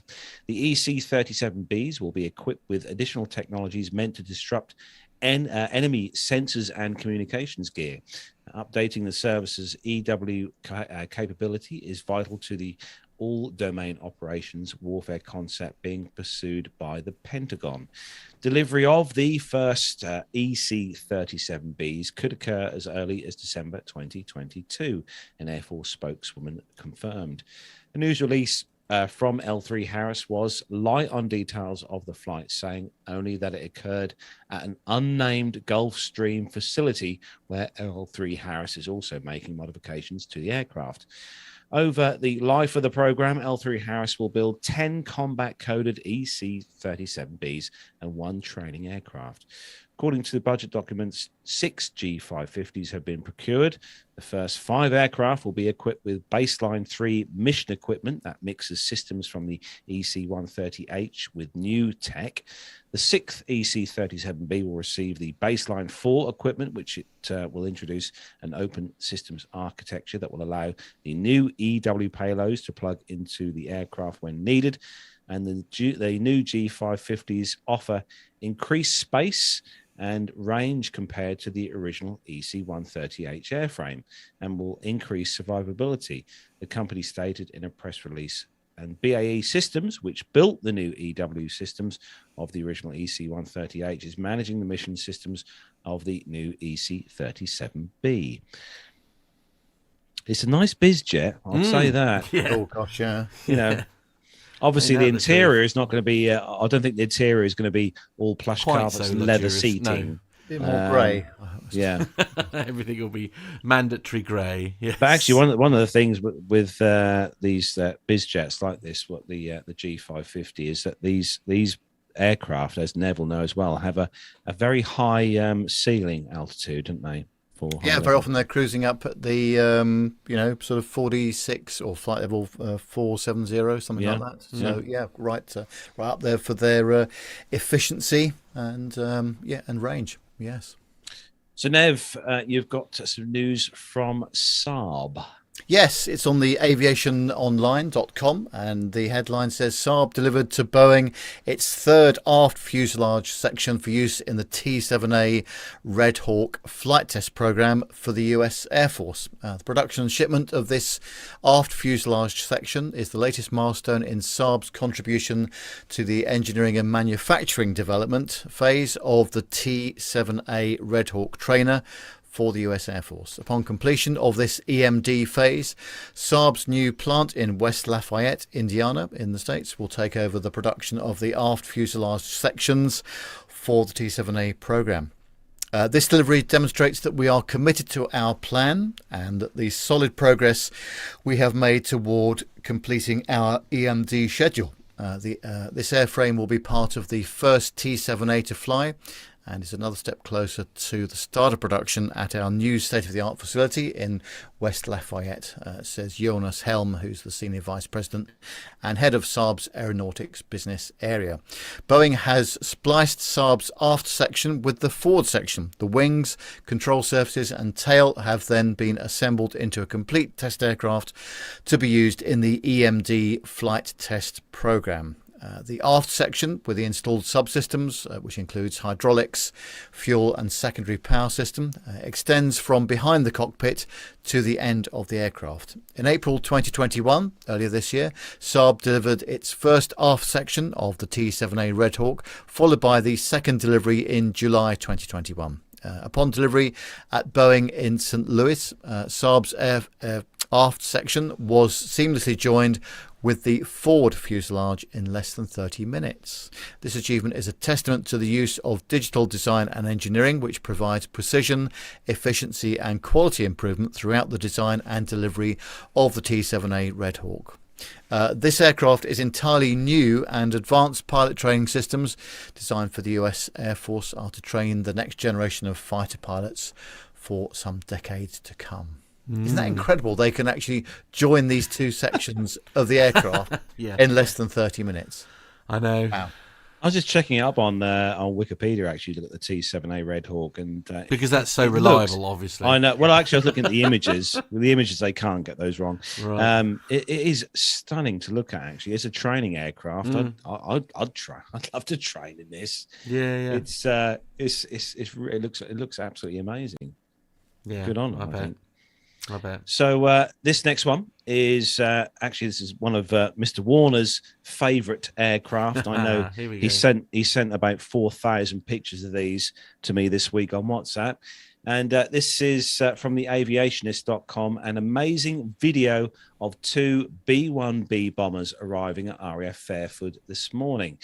And yeah, I think the video should have come from Mr. Warner, actually. I've got it on my phone somewhere.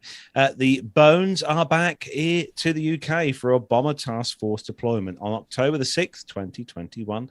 Two B-1B Lancers from the 9th Expeditionary Bomb Squadron at Dice Air Forces Base in Texas arrived at RAF Fairford for a long-planned Bomber Task Force mission, a regularly scheduled U.S. Command and U.S. Strategic Command Joint Mission Series, flying as REM US-01 as the flight number.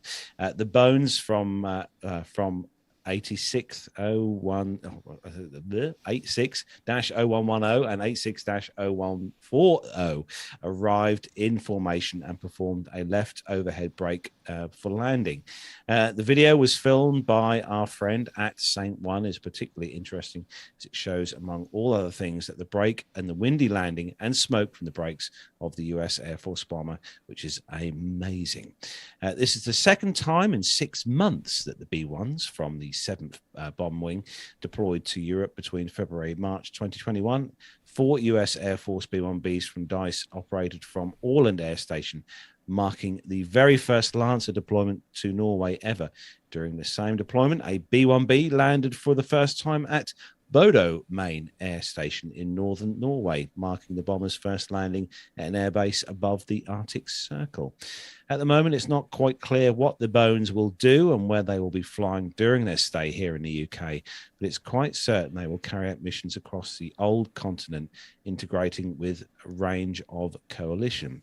And they will also be flying, and Mr. Warner will be taking many pictures of them. Absolutely. Indeed.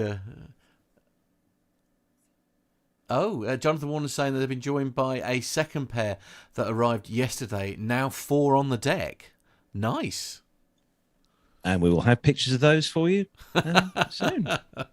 No doubt. In fact, I do have a WhatsApp full of them from Mr. Warner. In fact, but yes, I know. I'm not able to get them up on screen at the moment. But can you imagine if we gave Jonathan Warner access to our Facebook page? It would just become grey. Yeah, we go very, very grey very quickly. Very grey. Yeah. Yes, all part of the fun, as they say. Anyway, we'll move on to the next story, and the FlightGlobal.com is, he says, just realising he's not on the right camera. Sorry about that. That's fine to see me drink beer. I was going to say, blooming amateurs coming in, not doing their job properly. Indeed, it's, Sikorsky could complete Black Hawks in the UK as it eyes NMH bid. So Sikorsky remains confident that its combat-proven UH-60 Black Hawk can see off the competition for the UK's new medium helicopter, the NMH programme, and does not rule out completing the rotorcraft in the country, potentially alongside a rival bidder if selected. With the UK industrial concerns likely to play a key role in the procurement, Airbus helicopters and Leonardo helicopters have set out the plans for domestic assembly and increasing UK content on their respective H175M and AW149 platforms. However, the US airframer continues to stay silent on the strategy.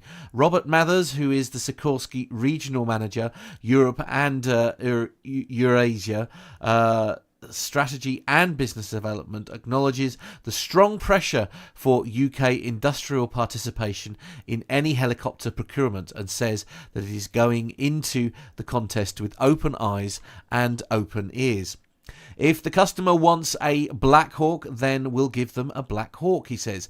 He notes that in the past, Sikorsky successfully produced several hundred helicopters in the UK at Yeovil under an agreement that saw the then Westland helicopters, a forerunner of the Leonardo helicopters, produce several types under licence.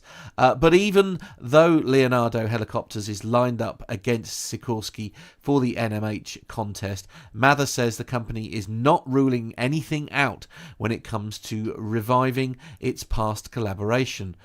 While declining to be drawn on its precise strategy, Mather adds that we hope to be able to give the Ministry of Defence a combat-proven, reliable platform that also has an economic benefit for the UK.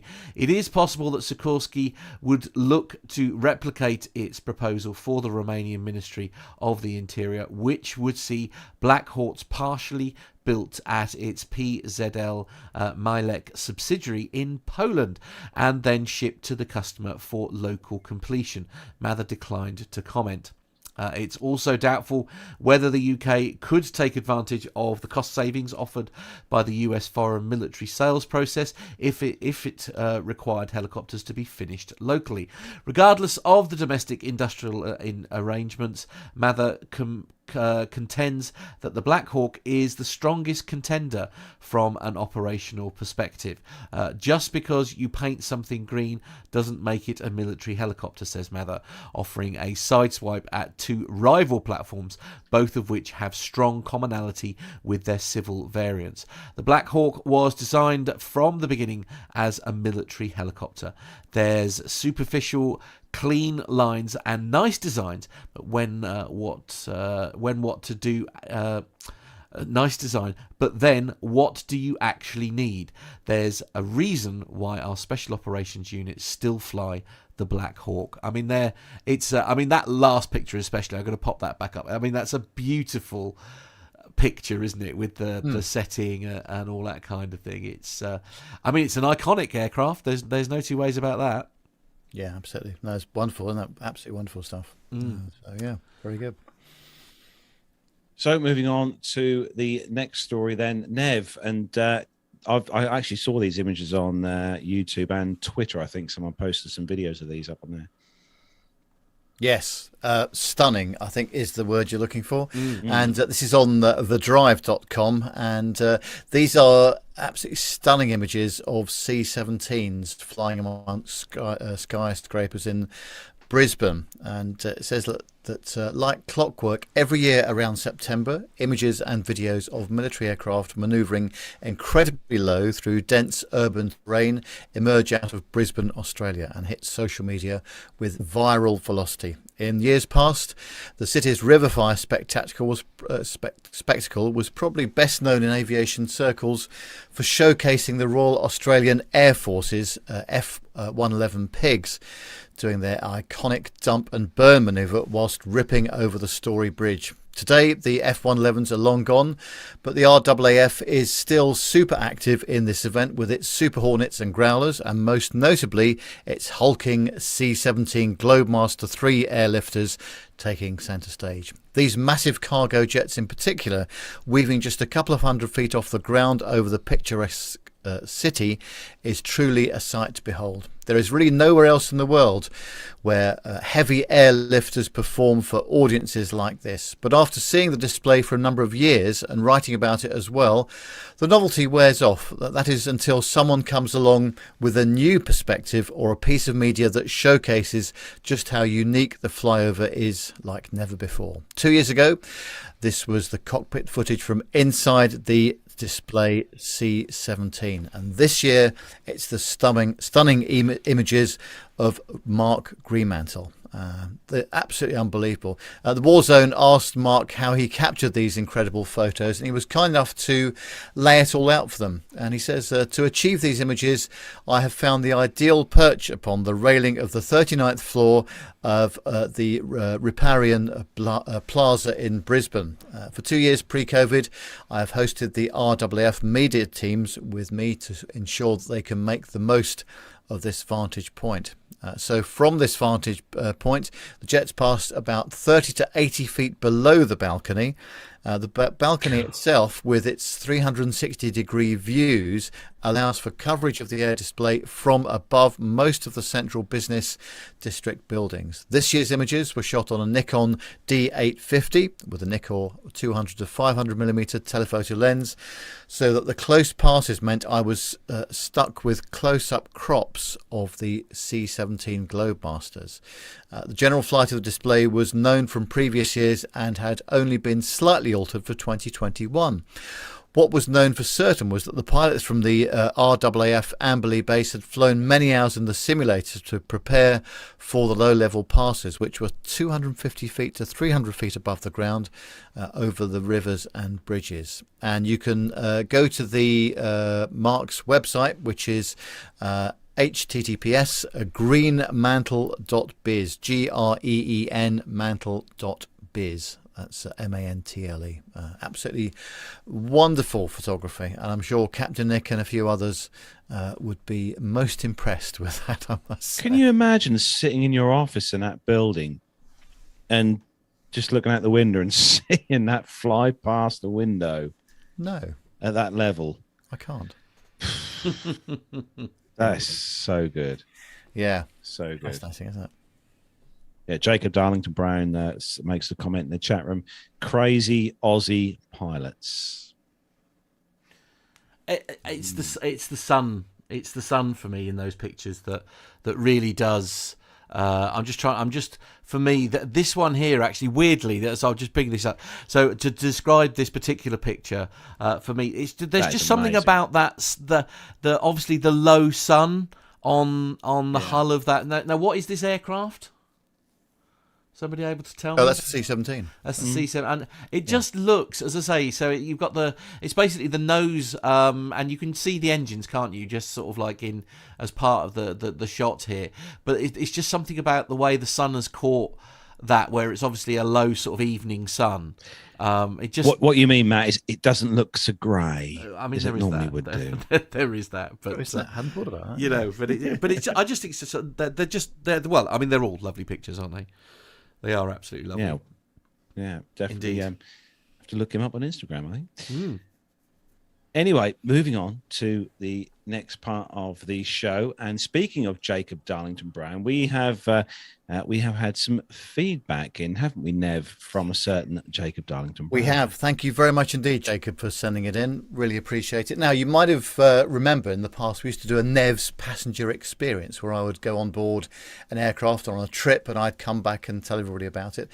Obviously, with the lack of flying recently, we've not done much of that. However, we can rely on other people to do it for us.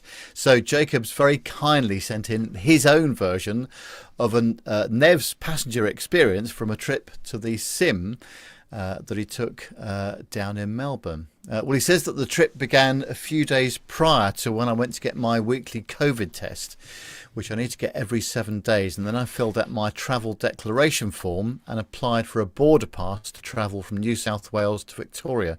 I then got my essential worker travel form from work and off I went to the airport. Wednesday morning, I flew out of Sydney on a Qantas 737-800, which is the backbone of the Qantas fleet. It is clearly an older model, but he'd had quite a few cosmetic upgrades, but on closer inspection had clearly seen a few hours as in desperate need of either retirement or a major facelift. The phrase putting lipstick on a donkey came to mind. I met up with two other colleagues of mine who were also going down to the Sim Centre and we boarded the plane. There were only about 40 passengers on this flight and to my amazement, at least half were airline crew deadheading. It was quite funny to see the few normal passengers reacting to seeing at least 20 pilots and flight attendants board the aircraft and sit down at the back with them. The seats were pretty good. I think it's one less row than normal on the Qantas fleet, which adds a bit of more comfort. Not sure of the exact seat pitch, but it definitely felt better than what I've had on Jetstar, which is one of their low-cost carriers. The safety demo video at Qantas at the moment is all based around the 100th year birthday, which Qantas celebrated last year, and it's filled with emotional music and pictures and stories of Qantas over the past 100 years. Some people hate it, but I think it's actually quite nice. It really makes you feel nostalgic and definitely worth a watch if you hadn't seen it.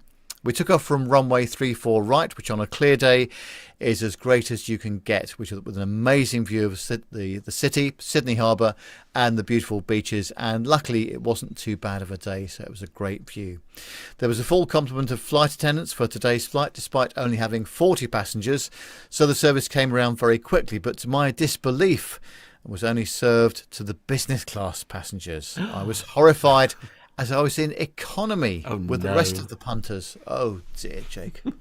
No idea what that was about, as I'd never seen that before. Not happy, so they definitely lost a few NPE points on that one. Couldn't agree more, Jacob. A disaster, if ever there was one. The rest of the flight was pretty okay, though, and even if we didn't get any snacks, all the crew were great, and one even stopped to have a chat for a bit, which is always nice. For the landing, the captain was clearly flying that leg because he absolutely greased it onto the runway. Hardly felt a thing. So very well done there. And he went and ruined it by slamming the thing into reverse and stamping on the brakes. And everyone went flying forward into the seat in front of them, so we could all make the high-speed exit, which personally is a huge pet peeve of mine. It hardly saves time, and all people will remember is the full reverse landing that was completely unnecessary and uncomfortable. So I had to take another few NPE points away from them for that. Now, to be fair... Has he got any left? Well, I don't know. But to be fair, Jacob, it may be that ATC had some stuff coming up behind him and they wanted him off the runway a bit sharpish. But we'll never know, will we? He says, but after we disembarked, we were met with a sea of government health officials in full PPE with face masks, face shields and full operating theatre gowns and gloves to chat to everyone that came off the plane to make sure they hadn't brought COVID with them, and had all the correct paperwork that they were allowed, and they were actually allowed to travel. It's super restrictive at the moment, and only essential travel is authorised. But to my surprise, as soon as they saw me in the full pilot outfit, they just let me walk through without checking anything, which was a bit strange, but I guess them's the rules. One last thing he says: the first officer, the first officer was standing at the door on the way out, which I personally really like when one of the pilots does that. So it made it feel more personal. So in all, I gave that trip 6.5 out of 10. On my return flight on Thursday evening back to Sydney, to my surprise, they had me on one of the Qantas A330-200s. Now this aircraft must have been old, but man, it was well kept. Immaculate inside and out. It even had that new plane smell. So either the interior had a very deep clean, or they had just redone it, in fact. Either way, it was great. Again, there was huge amounts of airline crew on this flight, but there was definitely many more passengers, probably 100 or so more. Nowhere near filling the 400-odd seat a 330 can take, but definitely a lot more people than the flight the day before, he says. The flight attendants were so nice, and they even welcomed each person by name as they quickly read it off the ticket, which I really like. I sat down in the economy seat, and I could already tell this was a much more comfortable seat. Much more cushioning, and in the seat back, which had an iPad holder and 2 charging points, which, to be honest, as expected, as the 330 is usually part of the long-haul fleet, but nonetheless was a great addition. We blasted off out of Melbourne after seeing the same very emotional and nostalgic safety video, and almost as soon as I heard the first ding for the flight attendants to get out of their seat, an amazing aroma wafted through the cabin. And luckily this time we all got food, and actually it was pretty good. They served pumpkin and parmesan arancini. They came in a small box, and they were 3 little arancinis inside. And as far as airline food goes, it was actually really good. I managed to get a second helping, as I had hardly eaten all day after being in the sim. And thanks to all our COVID lockdown restrictions, none of the airport food outlets were open. So a massive few extra NPE points for that. One other huge difference was the noise. The 737 sounded like what you would expect, but the A330 was whisper quiet, except for the PTU barking anyway. Just the standard thing, isn't it? I could really feel the power from the engines, but I was shocked how quiet it was. And these were the standard engine ones. I'm guessing it was quite a heavily derated takeoff, being only a 1-hour flight and only having about a quarter of the passengers on board. But even in climb and cruise, it was incredibly quiet. So I was really impressed there. Another few extra NPE points for that. This is really getting into the realms of high point scoring, isn't it? Now, from the personal experience, landing a plane when empty is harder than when it's full. When it's empty, sometimes the damn thing just doesn't want to get on the ground. Yeah. And the 330 landing back in Sydney was exactly that. We floated quite a long way and could even feel the pilot trying to push the thing onto the runway. When we finally did get down, it was a bit of a thump as the plane dropped out of the sky. But the main undercarriage on the 330 is so beautiful, it still made it feel like a pretty good landing. So well done, Airbus. Any extra points for that? I don't know. This time we got off the plane. I think he's given away enough NPE points. He's been very generous. He really has. This time we got off the plane, and there wasn't a health official in sight. Now we all just got off the plane and all looked similarly confused together. And then just walked out. Evidently, New South Wales doesn't care about COVID as much as they do down in Victoria. So, all in all, the 330 gets a whopping 8.5 out of 10 on the NPE scale. Ooh. Anything that let them down was that I didn't get an upgrade to business class when there was about 20 spare seats available, but you can't win them all. I hope you found that at least slightly interesting, he says. It really is an odd thing to fly in COVID times, especially in Australia, as our restrictions are insane compared to the rest of the world. But our vaccination rate climbing, it looks like there's going to be a normal Christmas for us down here, hopefully filled with lots of flying and holidays. Cheers, guys, and have a great weekend. That's from Jacob Darlington Brown. Brilliant. So love it. Well done. And thank you very much indeed, Jacob, for taking the time to write all that down. It just shows you, doesn't it, the restriction that they have in Oz and I guess in New Zealand as well. It's a bit like you, Matt and Carlos, not being able to go from Norfolk to Suffolk without COVID restrictions. Just going from New South Wales to Victoria. Very much like that. The distances are greater and the states are greater, but different states have different rules. So now, Nav, if anybody would like to share a similar experience they've had, how do they do that? Yes, that's a good idea. So if you want to tell us about your flying experience, you can either write it down, as Jacob's very kindly done, or you can actually send in some audio feedback to us. But send it to us at podcast@planetalkinguk.com, and we'd be delighted to read it out. We would, absolutely. And if you don't know how to send the audio, let us know. Or as I say, you can actually send us what they call a voice note from within WhatsApp. And our number for that is +44 757 22 49166. That's +44 757 22 49166. The number is working at the moment because I think Lee's been in touch by WhatsApp while we've been on air. So as I say, +44 757 22 49166. You can send us the WhatsApp. You can send us the voice note there. I can convert that into an MP3 and then we can play it on the show. So it's as simple as that. It's almost like a 24-hour helpline. For you, it is, yeah. It's just like we don't do tech, right? Anyway, we need to start wrapping up. I think. Yes, we do. We've got. We're just going to quickly do the caption this. Oh, for of course, week. Yeah, okay. We did obviously set our picture on our Facebook page on Wednesday for caption this. Now, Nev, I'm looking forward to you describing this picture for me. Good luck with this. Oh dear! Off you go.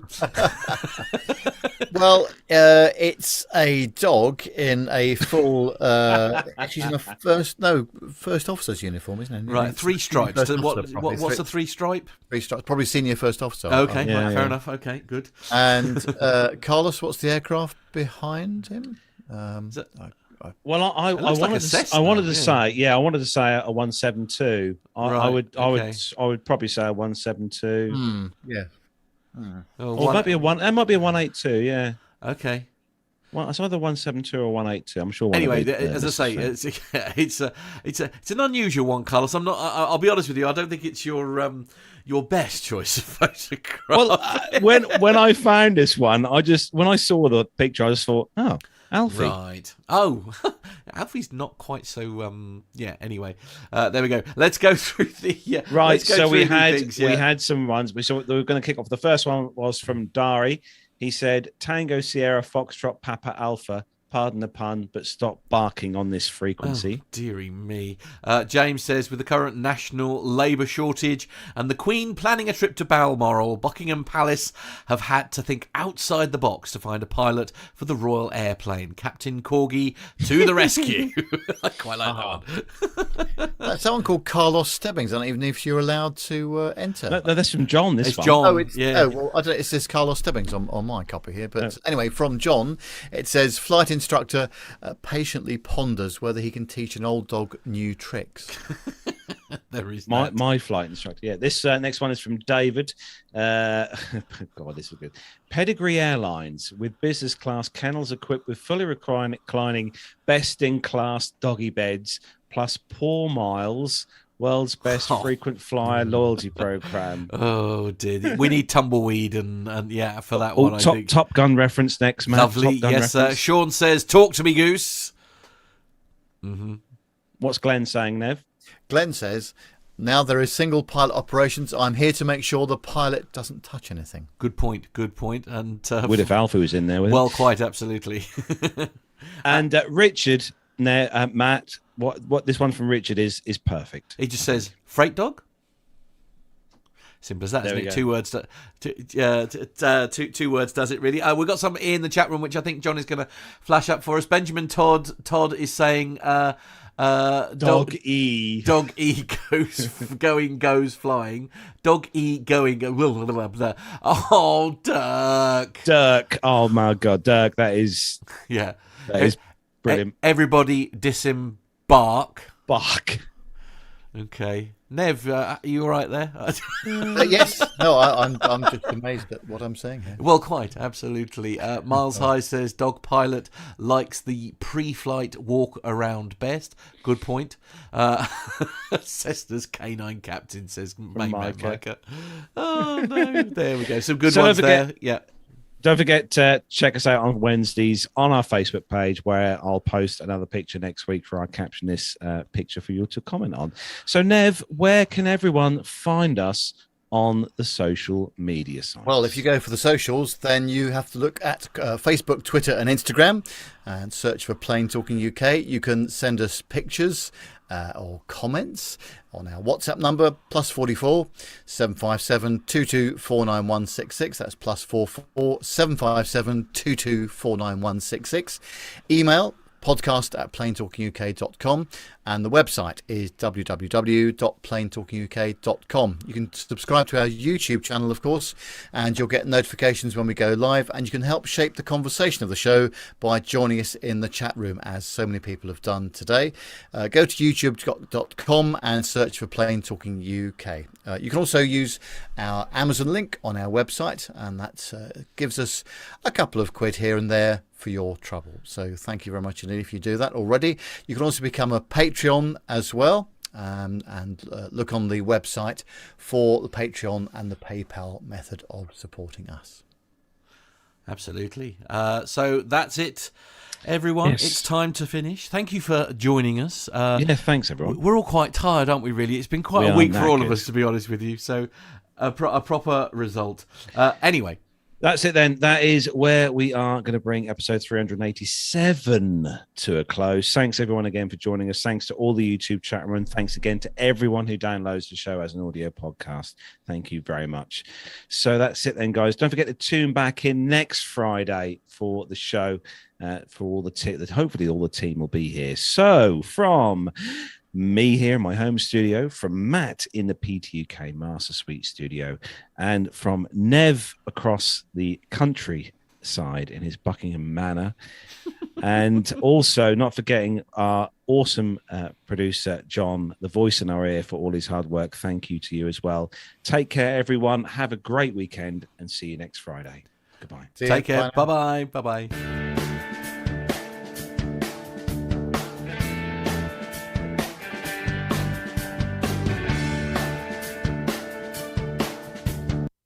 John says we have 90 seconds left. I don't think we can start just yet.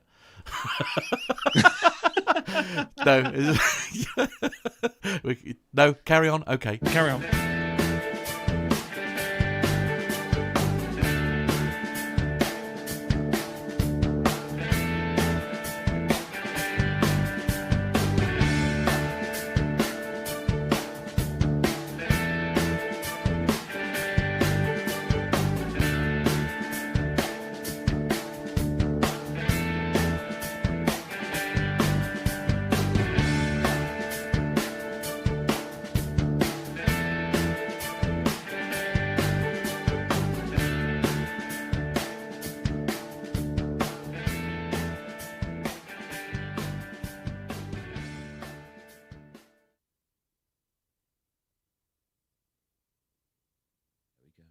It's all over.